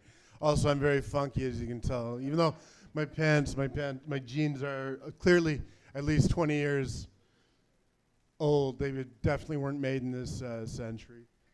But the shirt, 5 years in the future, guys. Check it out. I'm not kidding, man. You guys don't know yet.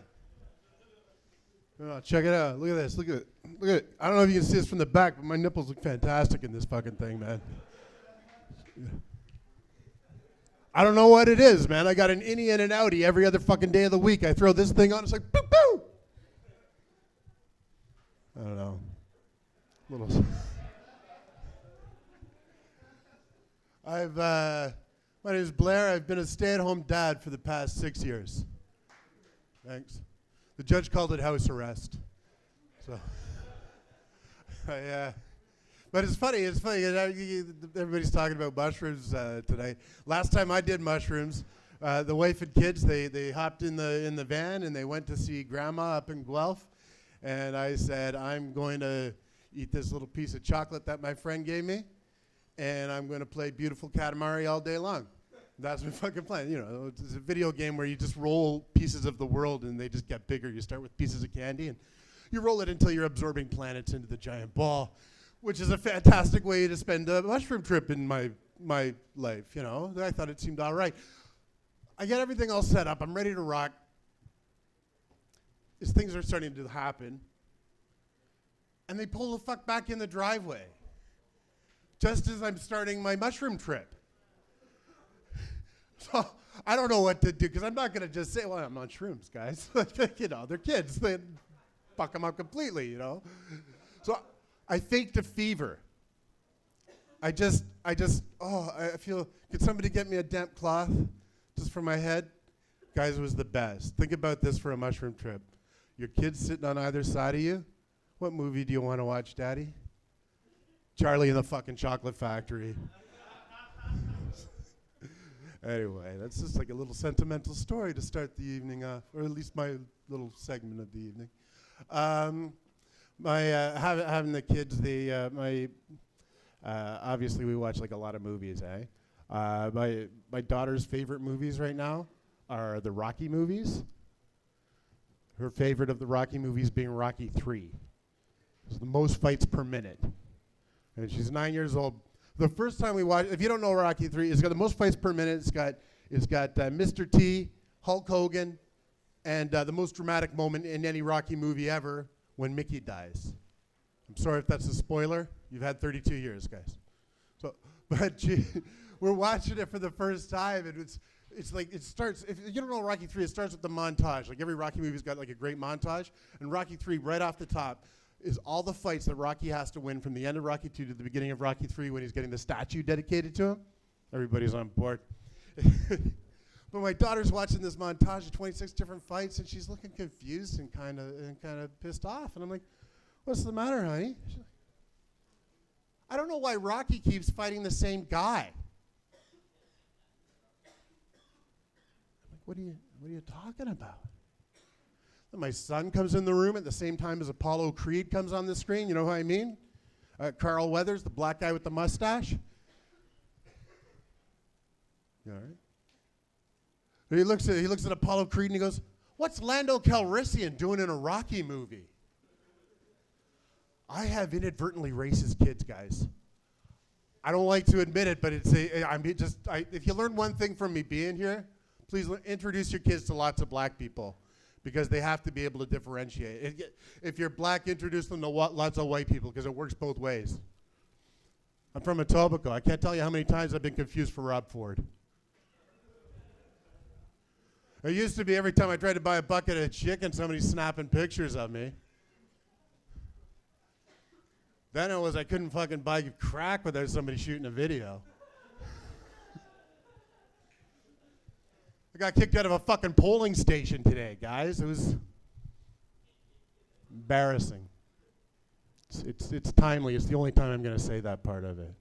420 last year. You guys remember that? You guys all smoking the pot, right? Do you remember that it was on Easter? So it's Easter Sunday. I'm at the cottage with my parents. It's big family time. And I don't smoke pot around my kids. I don't do mushrooms around them either. I don't smoke pot around them. I don't even drink or smoke cigarettes around them. Anytime I'm having fun, it's best that they're not around. Like when I'm just trying to bring them up right and be a good example and be a good father. You know what I mean? Like when the time comes, I'll show them how to break up cocaine without shooting it off the table. That's money in your pocket, right? It's advice you can take to the bank. So, but this past 420, we're up at the cottage, and I'm getting texts all day long from my friends like, "Hey, happy 420, Blair. Gonna smoke a fatty." Pictures of them smoking joints with homeless people in Dundas Square, and I'm like, "But I can't, right?" Anyway, the whole dinner happens. We get home. It's 12:05. You people have stolen my day. So 421. But then my stoner logic kicks in. I'm like, "Oh, it's legal till sunrise." So I run down in the basement. I grab my bong and I load it up. Take it out in the backyard.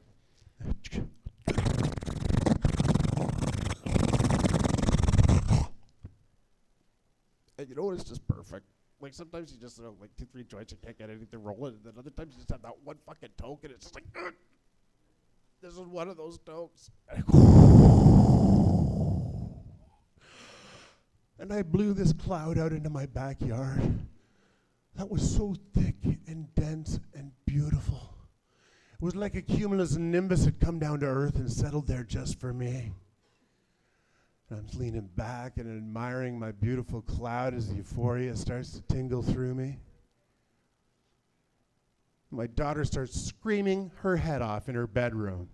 So like my buzz is gone. I run up the stairs. I'm like, honey, what's wrong? What happened? She goes, a ghost just peeked in my window. So it's just your imagination, honey. It's all in your mind. I'm afraid I've turned her into an Ally McBeal type schizophrenic with my little lie. Every time she sees some steam coming out of a sewer grate, she's going to be like, it's all in my head, it's all in my head.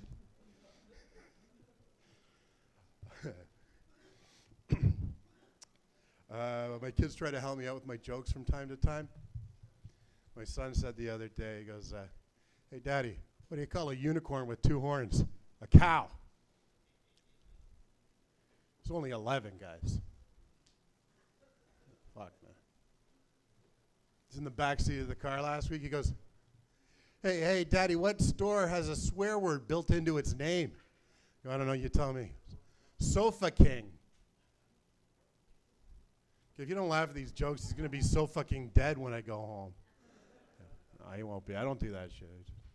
I'll wake him up, put him on the desk. I want 10 more on my desk by morning or else no brekkies. You know what I'm saying? My daughter, she's more like an observational comedian. She's like a little Jerry Seinfeld. She goes, why is Winnie the Pooh yellow? Shouldn't he be called Winnie the Pea? Come on. She's only 10, or she's only fucking 9, guys. You're breaking her heart. Oh, I was going to end, and now I want to start over again. And you're like, please don't.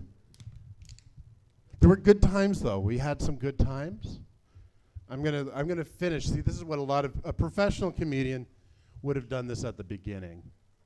But I'm going to do it at the end, or at least I'm going to attempt to.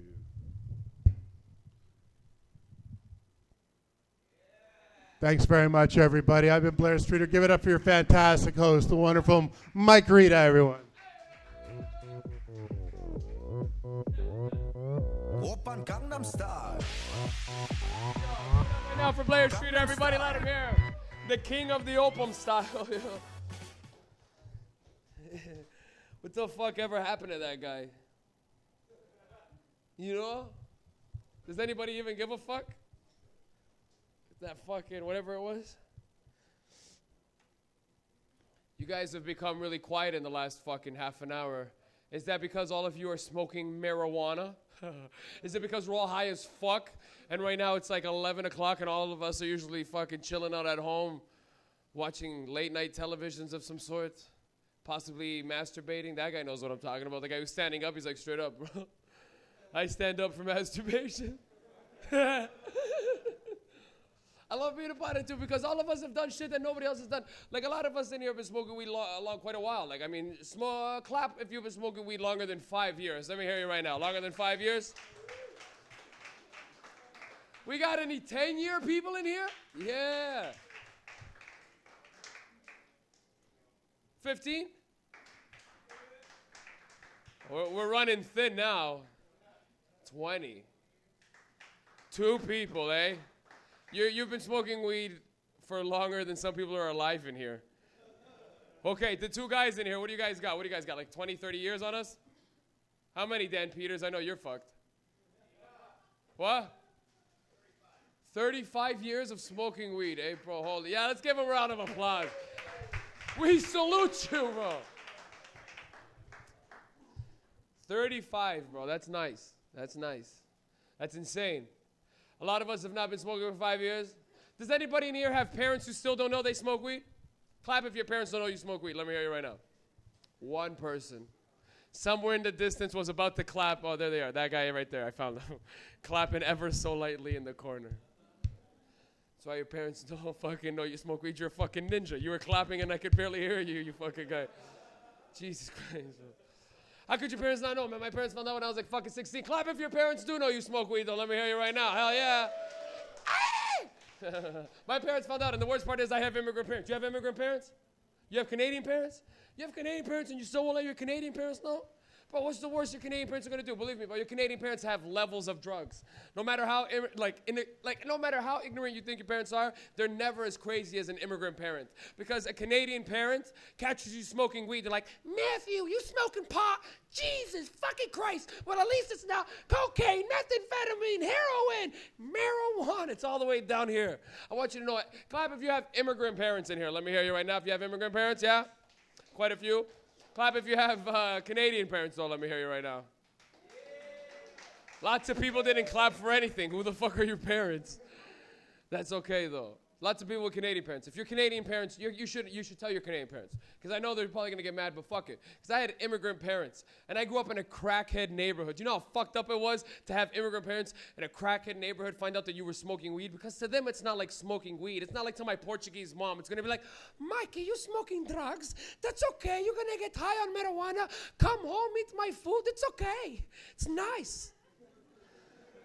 I grew up in a crackhead neighborhood. When my mom found out that I was smoking weed, she was like, Mikey, you smoking drugs? Yeah, why? You're gonna walk like that? No, I'm not gonna walk at all. I'm gonna stay at home and order pizza and shit, fuck. I wanted to explain, like my mother, like even when I was a kid, my mother did not explain drugs. Like people, if you have Canadian parents and you guys grew up in Hamilton and you have Canadian parents, they knew how to explain a crackhead. You see a crackhead walking down the street, your Canadian parent be like, Matthew, you see that man right there? That's a crackhead. Smokes crack cocaine. It's a drug made from South American plants. And that's why he's insane. Do you know how my mother would explain crackheads to me? This is for real. I grew up on Landsdown and Bloor in Toronto, a very cracky neighborhood, and I used to see crackheads all the fucking time when I was a kid. And all the time I'd always ask questions, and my mother would never know. And I want you to know my mother's a very religious lady, and she would always use religious guilt to explain things, and that's how she would explain crackheads. I remember one time when I was a kid, I seen a crackhead do the funniest thing I've ever seen someone do. I seen a crackhead move across the street without moving his legs. Okay? He vibrated the whole fucking way like this, yeah, like a cell phone on a table. You know what I'm saying? Rah, rah. And I remember looking at my mom, and I go, Ma, I was like a little kid, I go, Ma, look at that man. Look at what he's doing. How's he doing that? My mom goes, he not like Jesus. What the fuck? Is that true at all? And like, if you have religious parents, I don't give a fuck what kind of religion, if they catch you smoking drugs and they don't want you, they're gonna try to use religious guilt on you right away. And my mom, even when I would come home, she would see my eyes, and I remember the first time she ever seen my eyes red on weed. She goes, look at your eyes. Oh, look at your eyes. Never come home like this. I don't like it, and God do not like it. And then we relax. And if you have immigrant parents, this is how you blow their mind. Just go, relax. God loves weed.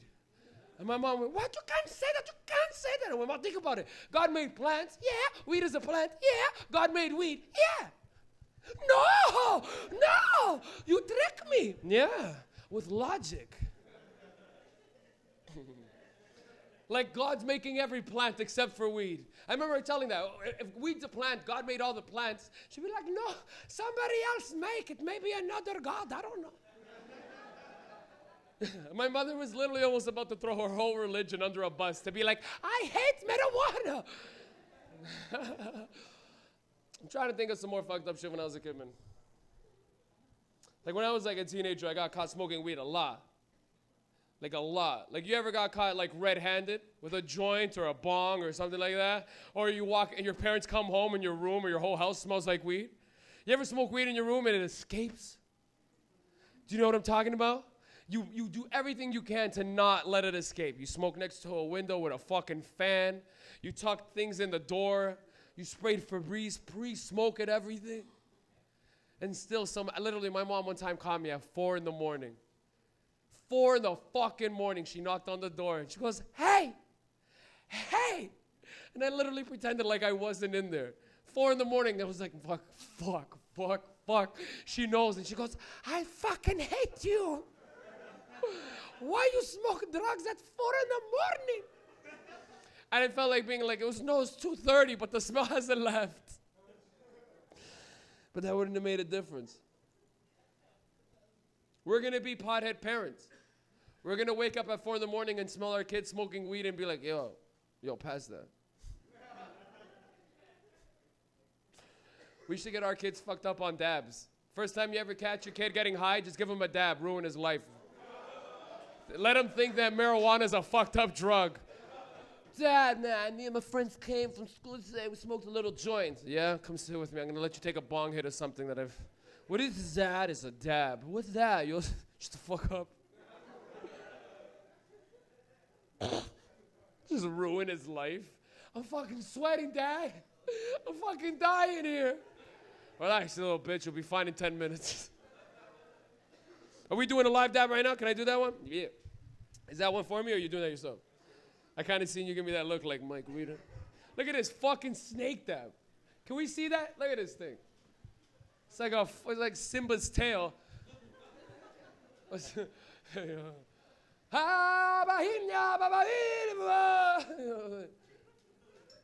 Everything the Kush touches is yours.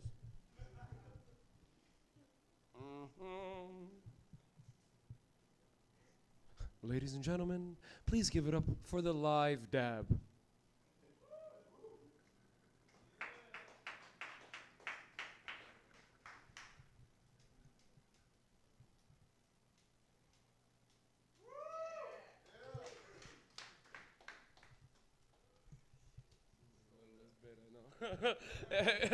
It wasn't melting fast enough. I was like, nah.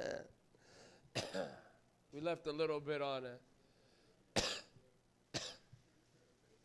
Damn. You know what the best part of this is? You guys clapped for like a second. You guys were like, yeah. But if this was a bar and I was chugging a beer, everybody would be like, yeah, all right, that guy's gonna get all fucked up. But people who smoke weed, because you have to practice being quiet your whole life. When you smoke weed, we're not loud.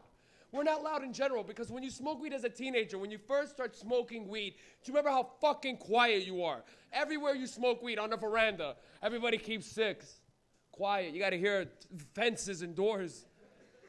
In a laneway, same thing. Everybody parks. This is a garage at the end of the laneway. Everybody's like this, looking this way, because nobody can come from any way to surprise you. Quiet, though. Smoke a pipe in your friend's basement. Quiet. Quieter than anything in the house. You ever smoke weed in your own fucking house and it's so fucking quiet that you scare yourself?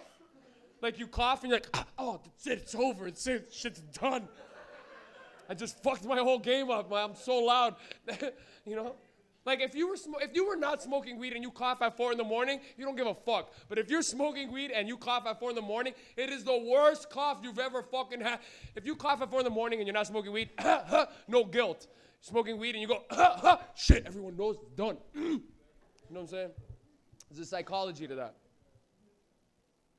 I had one more thing to say. I get all intense up here after that dab and I forgot. That's what happened, you know that? What? Halloween party? What the fuck was I talking about? Halloween party.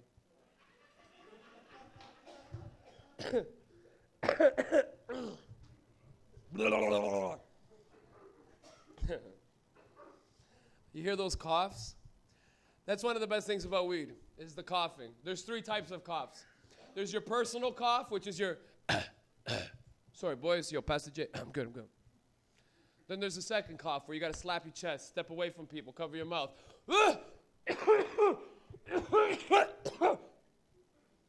That's fucked already. But then there's the third cough. And you know what the third cough is. The best way you can explain the third cough's level is the first time in your life that you ever hit a bong and you hit it wrong. Do you remember that? The first time you ever hit a big bowl and you're like, yo, I can clear this.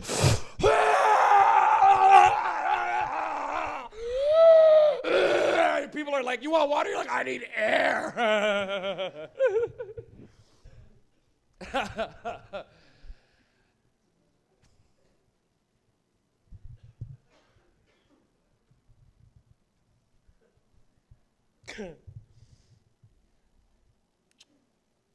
You guys feel that?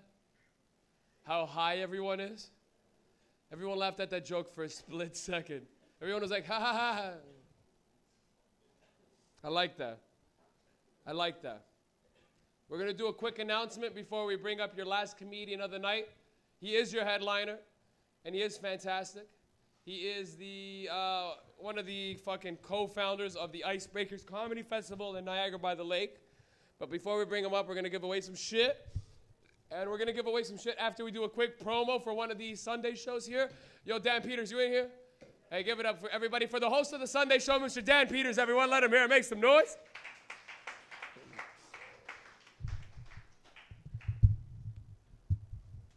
Weird, eh? The creepy guy with the mustache gets the microphone. Nobody saw that coming. Right, girls? Don't worry, I can't abduct anybody with this mustache, so I would never, ever get away with a crime like that. Yeah, two things. I'm looking for acts for the Sunday night comedy and variety show that I host here, 7:10 Sundays.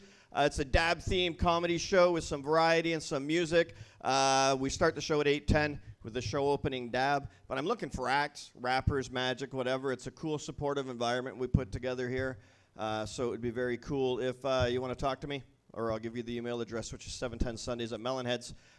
Yeah, we'd love to have some people come and take some stage time. So you want to come, we'll also have some really funny comics roll through on Sunday night. Starts at 8:10. We also have amazing door prizes. That's also a big plus. You guys make me howl with you guys being so young. I think I'm the oldest guy here. Everybody's worried about whether their parents catch them smoking weed. When my kids were growing up, I was always worried that they knew that I had a grow up in the furnace room or under the stairs. So I'm coming from a different perspective with my comedy. The statutes of limitations is over on most of my crimes, so I will openly tell some of the hilarious stories of my shit. Are we going to try to give those away? No, you got the seeds? Yeah, I've got a prize here to give away. On Wednesdays, there's a live podcast that goes on here called The Overgrow Show, which is hosted by Luke, the guy at the bar on the corner there. Hey. So you want to learn techniques on how to grow from beginner to advanced, come here on Wednesday night. What time is it? 6 o'clock? 6 o'clock. Come here, we're going to do it. So what we've got here is a gift from the company that Luke owns called Muerto Genetics. This is a high-end gift. We don't want to see it go to waste. It's 5 seeds, and we're not trying to out anybody as a grower, but we're going to ask you a question. If you think that you might be somebody that would put this to use, I'm going to give you a question. We don't expect an immediate response. If you get the immediate response, we'll give you them right away. But we want to know where green crack originated. You guys can figure that out. Go over and see Luke at the corner of the bar, and you'll end up with this. It's $80 to $100 for this package of seeds. So we just wanted to make sure that words get out. That's all I've got. Keep it supporting Sunday, Monday, Tuesdays. They're your nights of comedy. You guys are awesome. Thanks to Melanheadz as well. We'll talk to everybody on Sunday night. Oh, Mr. Dan Peters, everybody, let him hear it. Yeah, no worries, no worries. Give it up for Dan Peters one more time. Let him hear it. You know what? And for a quick little prize pack, we'll give away some weed and some dabs right now. Okay? But you guys got to make some noise. Let me hear you cats right now, man. Yay! Okay, good. Just got to make sure you got energy. We're live. We're all paying attention. Earlier in the show, somebody mentioned that they've been smoking weed for many years. That was Dan Peters. How many years had he been smoking? Woo! Damn, it was either that guy or that guy right there. Rock, paper, scissors, live on stage. Let's do it. You, get up here. That guy right there. You. Let's go. Or somebody to represent that table, because all of you guys said it at the same time. It's pretty funny.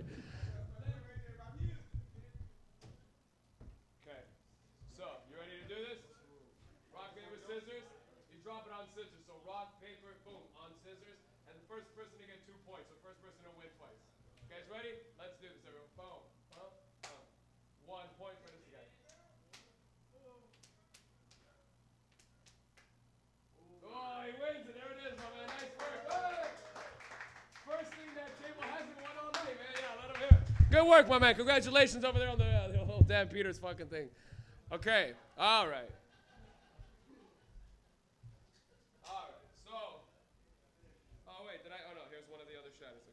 So, our grand prize of the night is going to be a whole weed smoking tray. I mean, not the tray, sorry. A whole, like a pack. So you get a whole fucking 1.5 grams of delicious chronic. You get the grinder. You get the papers and the filter to roll it. And you also get a bit of shatter to put in it or dab or do whatever the fuck you want with it, man. That's our grand prize of the night. We're not going to give it away yet, though. We're going to give it away after our last comedian, which is coming up right now. And, fuck. Fucking dab destroyed me. I was sick. Right. As long as everybody's high in here, we've been having a good show. Is everybody high? Yeah. That we've been having a good show, okay? Our headliner of the night is a fantastic comedian. Like I said, he is one of the original coordinators and the coordinator of the Icebreakers Comedy Festival in Niagara on the Lake. He's also one of the funniest comedians I've ever had the chance of working with, and he's also a rising star in the Toronto comedy scene. Give it up for your headliner tonight, Mr. Jeff Paul. Everybody let him hear. Jeff Paul, make some noise.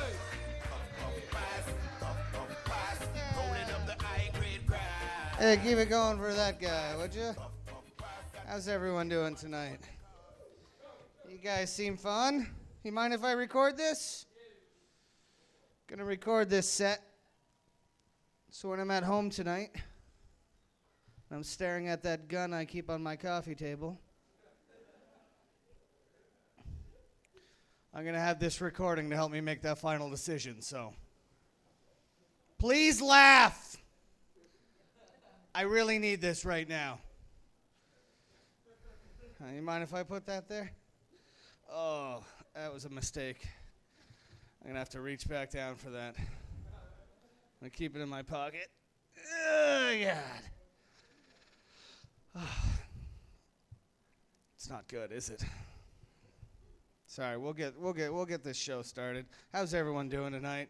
Sorry, I think I got a contact high in the back. Or a real high. I don't know what I got. I actually quit smoking weed this year, guys.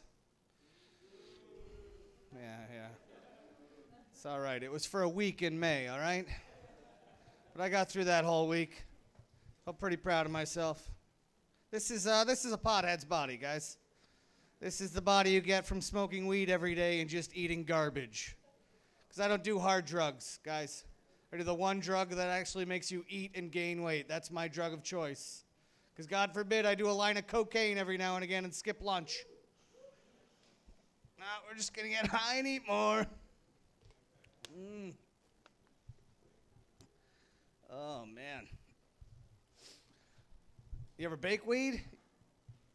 Yeah? You like fucking baking weed? I baked a batch of weed muffins because there was a muffin tin in that drawer under my stove when I moved into my apartment. I washed it. I'm not an animal. What happened was I baked these muffins, and then rookie mistake because I ate one and waited 20 minutes and nothing happened. So I ate another one. And then an hour and a half later, I was chewing my own face off on my couch. Just never been so high in my life. And then when the munchies kicked in, the only thing I had to eat in my apartment, more fucking muffins. And entered into an hour and a half long staring contest with these things. Fucked up shit happens to you when you're high, though. I was in Toronto on College Street. I was saying goodbye to a friend of mine.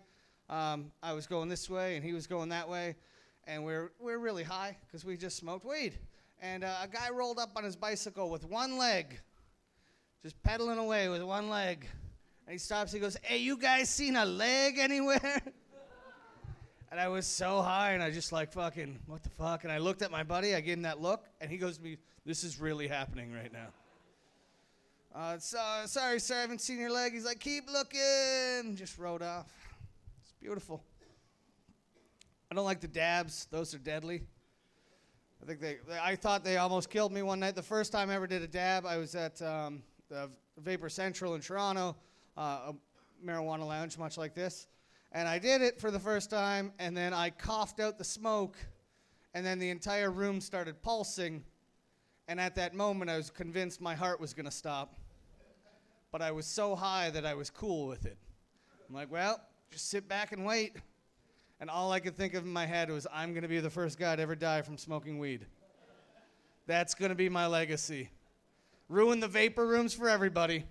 Fatty can't handle his drugs.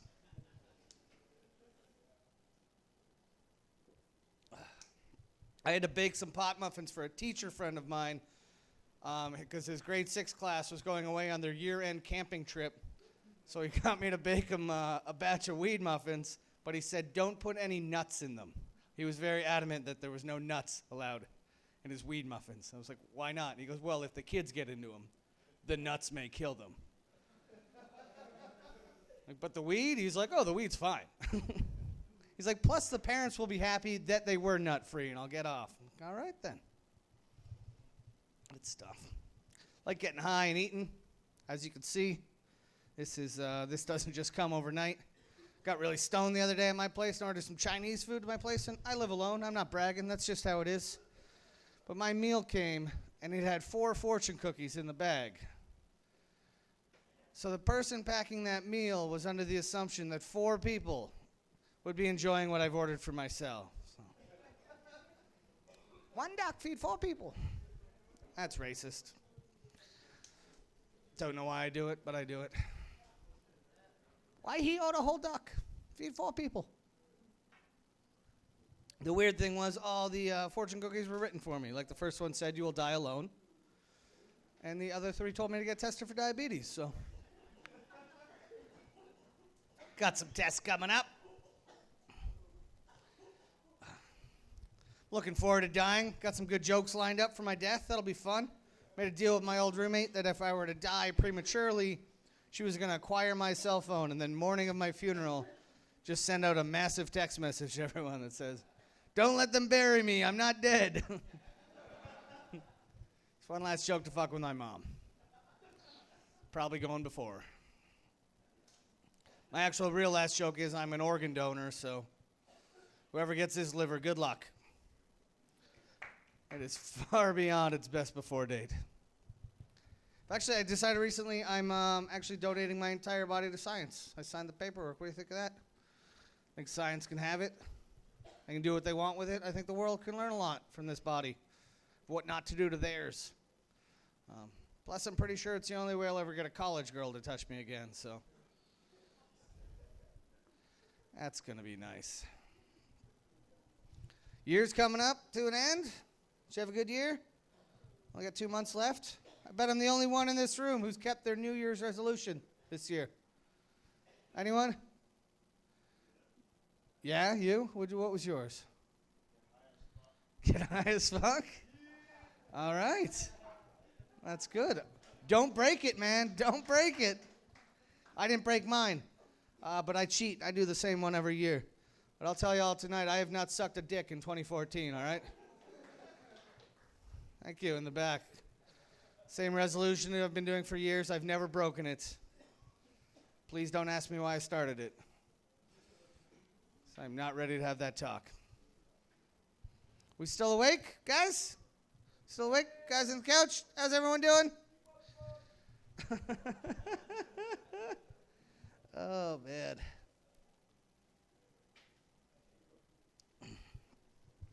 We drinkers in here, too? Anyone drink, or are we just potheads? I like the occasional 6 beers a night. That's usually my speed. You a beer drinker?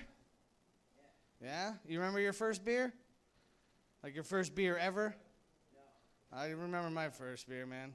It was fucking awful. But I sucked it back, you know? So I want to look like a fag in front of Dad. Get that in you, Junior. Mom's not coming home. Beer is an acquired taste, is what I'm trying to say. So I had to train myself to like something I'm now hopelessly addicted to. Is that fucked up? I had to force myself to enjoy something I can't go a day without. Can't do that with sucking dick, right, girls?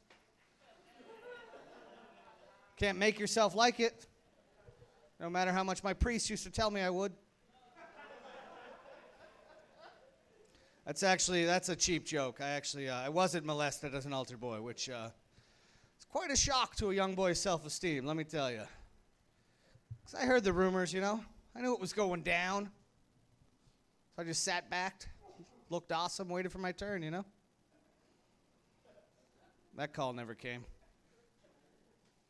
I'm not saying I wanted a priest to molest me, but some days it would have been nice to be asked. Too much for you guys? Come on. It's all right. I have the shingles. If you don't know what that is, ask your grandfather. It's what old people get. Series of rashes and bumps around my chest. I'll show you later if you want.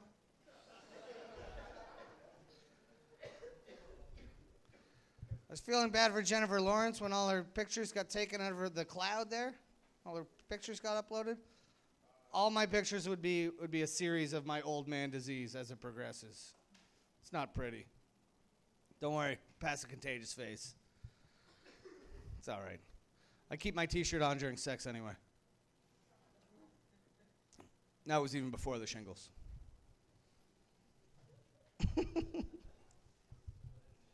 Oh, man. Where do you go from there?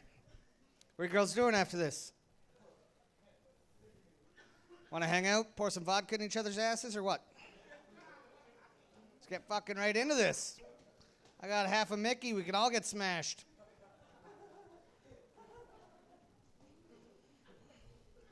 Or not. I don't know. I don't know how to pick up girls. I'm an idiot. I'm not trying to pick you up. I'm just trying to make this time up here less painful for me. That's all right. I tried to pick up a girl at last call the other day because that's what I strike. That's when I look good. I bought her a drink, and in my stupid mind, I was like, I handed her the drink, and I went, give it a minute for the pills to dissolve. She was terrified. I could not get out of that. I'm like, no, I didn't. No, I wouldn't. Do I look like a rapist? And as I said it, I'm like, yeah, I look like a fucking rapist, man. I look really rapey at 2 a.m.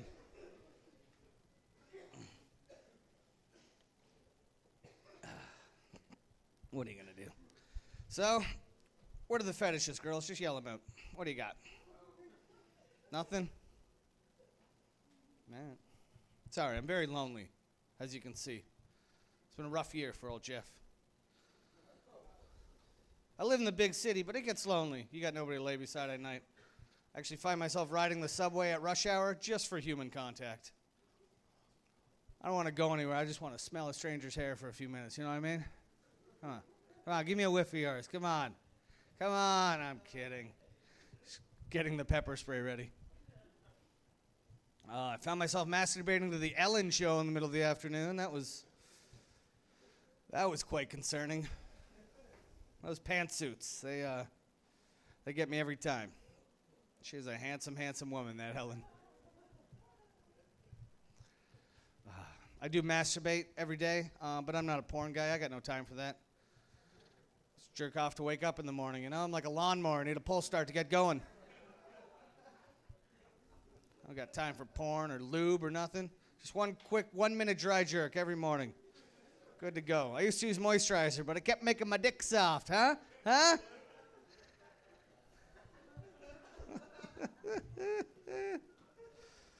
I have made a choice, though, in my masturbating life. If I ever meet myself in a Marty McFly Back to the Future sort of situation, I'm probably going to fuck myself.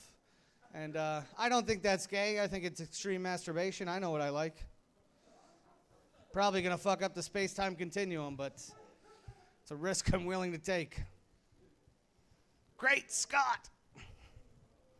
That's what I'm going to yell out when I enter myself. Nobody's getting these 30-year-old movie references? Come on. Oh, man. Saw a homeless couple the other day in Toronto. That's a nice reminder you have nobody. Like, I got shit, man. I got a car, a job, my own place. I can't keep a girl. There's a guy spooning one on Queen Street. Where the fuck did I go wrong? And she was hot, too, like homeless hot, you know? Take her home. Maybe hose her off in the backyard. De-louse her like Shawshank Redemption. I don't know. Something nice to introduce to mom, right? Here's where my life is. I recently found out my mom is dating somebody with the same name as me. That's a tough pill to swallow. The weird part is how I found out. Because my mom called me at 12:30 on a Tuesday night asking when I was coming over. I don't know, Mom. Christmas? That's when she realized she dialed the wrong Jeff in her cell phone. So I got a booty call from my mom, is what I'm trying to tell you. I don't know if anyone here has ever received such a phone call from my mother. There is no getting back to sleep after that one. That was a sleepless Tuesday. Does she call out his name? I don't want to know. Is my name now Junior?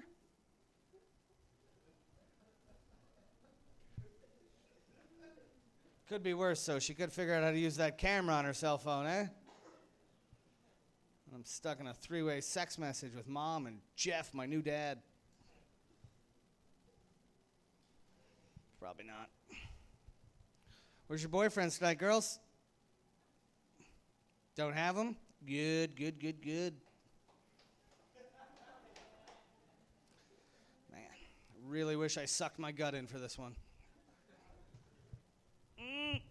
How do I look now? This isn't going well. Can't wait to get home to my gun.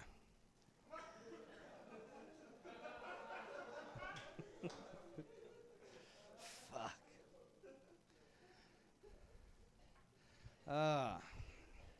Whatever happened to opium dens? Those were fun, weren't they?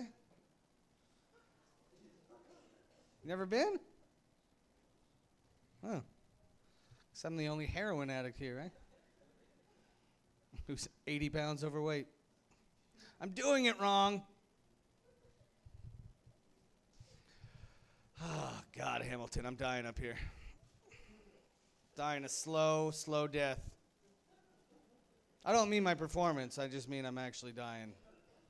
My heart does not feel right now. Oh, I should stop challenging myself to KFC eating contests. It's not helping anybody. What are you girls dressing as for Halloween? Something slutty? That's what you do on Halloween, eh, girls? Slut it up. Take nice characters out of everyday life, turn them into fucking whores. A slutty nurse. That's awful. Nurses are beautiful people. I guess I'm just bitter. I just take random characters. I make them the fat version of that character. I was a fat Harry Potter last year. Going as fat Spider-Man this year. It's gonna be the best. Then we got Christmas is coming. Excited for that? We're like 2 months away. Christmas can suck my dick, is what I'm saying. Remember how great Christmas was when you were a kid?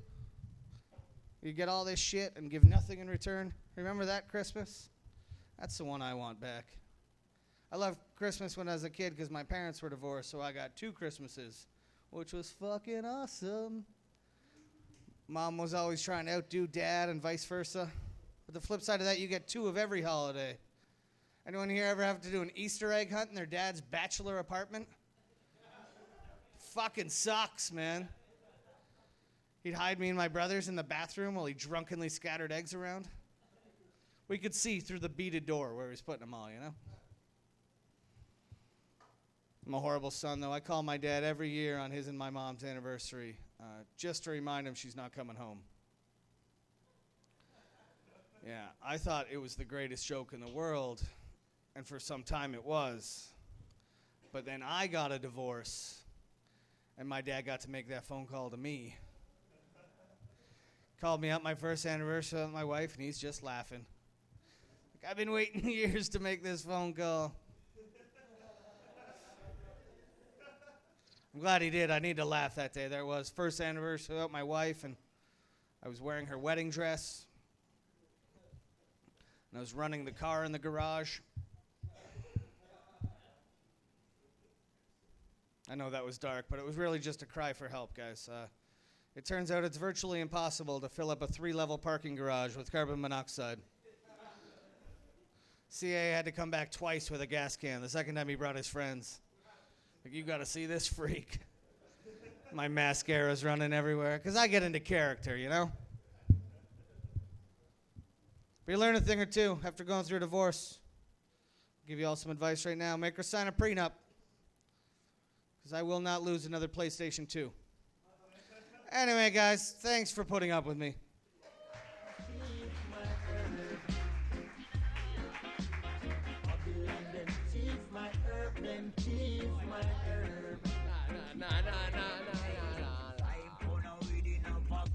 Nobody give it up for Mr. Jeff Paul. Everybody make some noise. Jeff Paul, Rasta Clad, Jamaica smile. Holy fuck, man. Are we high or what in this fucking place? Melanheadz Mondays, that's our show. We're not going to give away the prize. I'm just going to go home with this shit. So our grand prize, man. Before we give it away, did we have a good time tonight? Did you guys enjoy the show? Did we have a fun time? Was it a pretty good show? Not bad, huh? Was not bad at all. I had a lot of fun. Got pretty high during the show, so did everybody else. I'm happy that you woke up for the end of it there. It was nice. Happy to have you. Happy to have you snoozing. Happy. Thanks for all the dabs. Herb Elixir, guys, don't forget, is our sponsor for the dabs, too, as well tonight. Those guys, yo, for the ninja claps. Don't think I ever forgot that. This guy for winning the shit. That whole fucking table for dominating all night in every prize. This close to winning the dabs. Still has a chance to win the fucking dabs. Those people, if there's people there, yo, what's up? This guy for running the music all night. Yo, DK, everybody give it up for DK in the booth. DK in the booth. DK in the booth. Who else we got? We got people in the booth over there, too. People in the Domino's pizza fucking thing. I remember that guy. And then we got people all the way in that corner. That one guy holding down the booth. You're the dude in the club. You're like, yo, bro, there's 500 people in this club. How does that guy have a booth by himself? You're that guy tonight, yo. You're like, bro, because I ball out, bro. I ball out. But it's not. You're like the manager's cousin, and you're like, bro, you got nowhere else to go? Yeah, you like, sit in the booth. No, just like, that's funny, though. We got all the people at the bar tonight, keeping it real. Thanks for not talking after I said for not. You guys kept talking, but you guys were quiet. That's all that mattered. Those people sitting right there, the comedians in the back, and most importantly, the two people who working behind the counter who keep this place running all this time, Mr. Pete Melanhead and Rebecca. Everybody let them hear and make some noise, too. Yeah. Okay, so we've been doing this show for a while, and today's grand prize, the question is, how many shows have we done, including tonight? Wow, who said that? Was it that fucking table?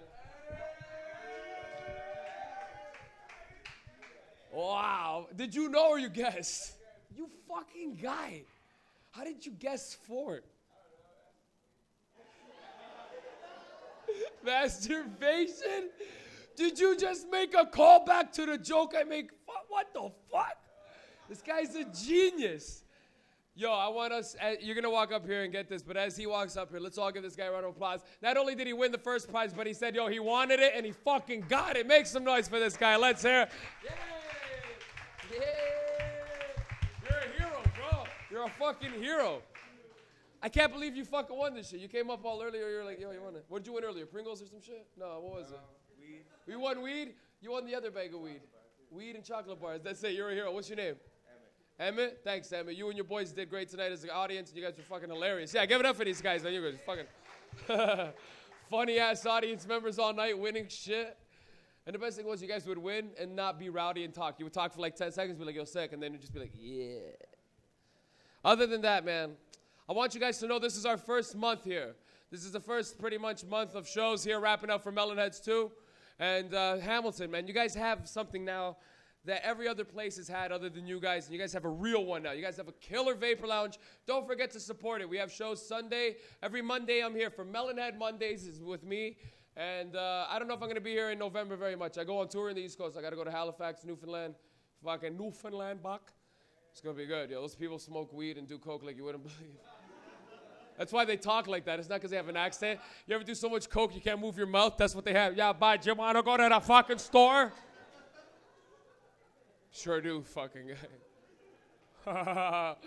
Hey, I want you guys to know you guys were one of the best audiences we've had. We pretty much sold out the place. Guys, I've been Mike Rita. That's been Melanhead Mondays. Thank you so much, everyone. Hey. Yes.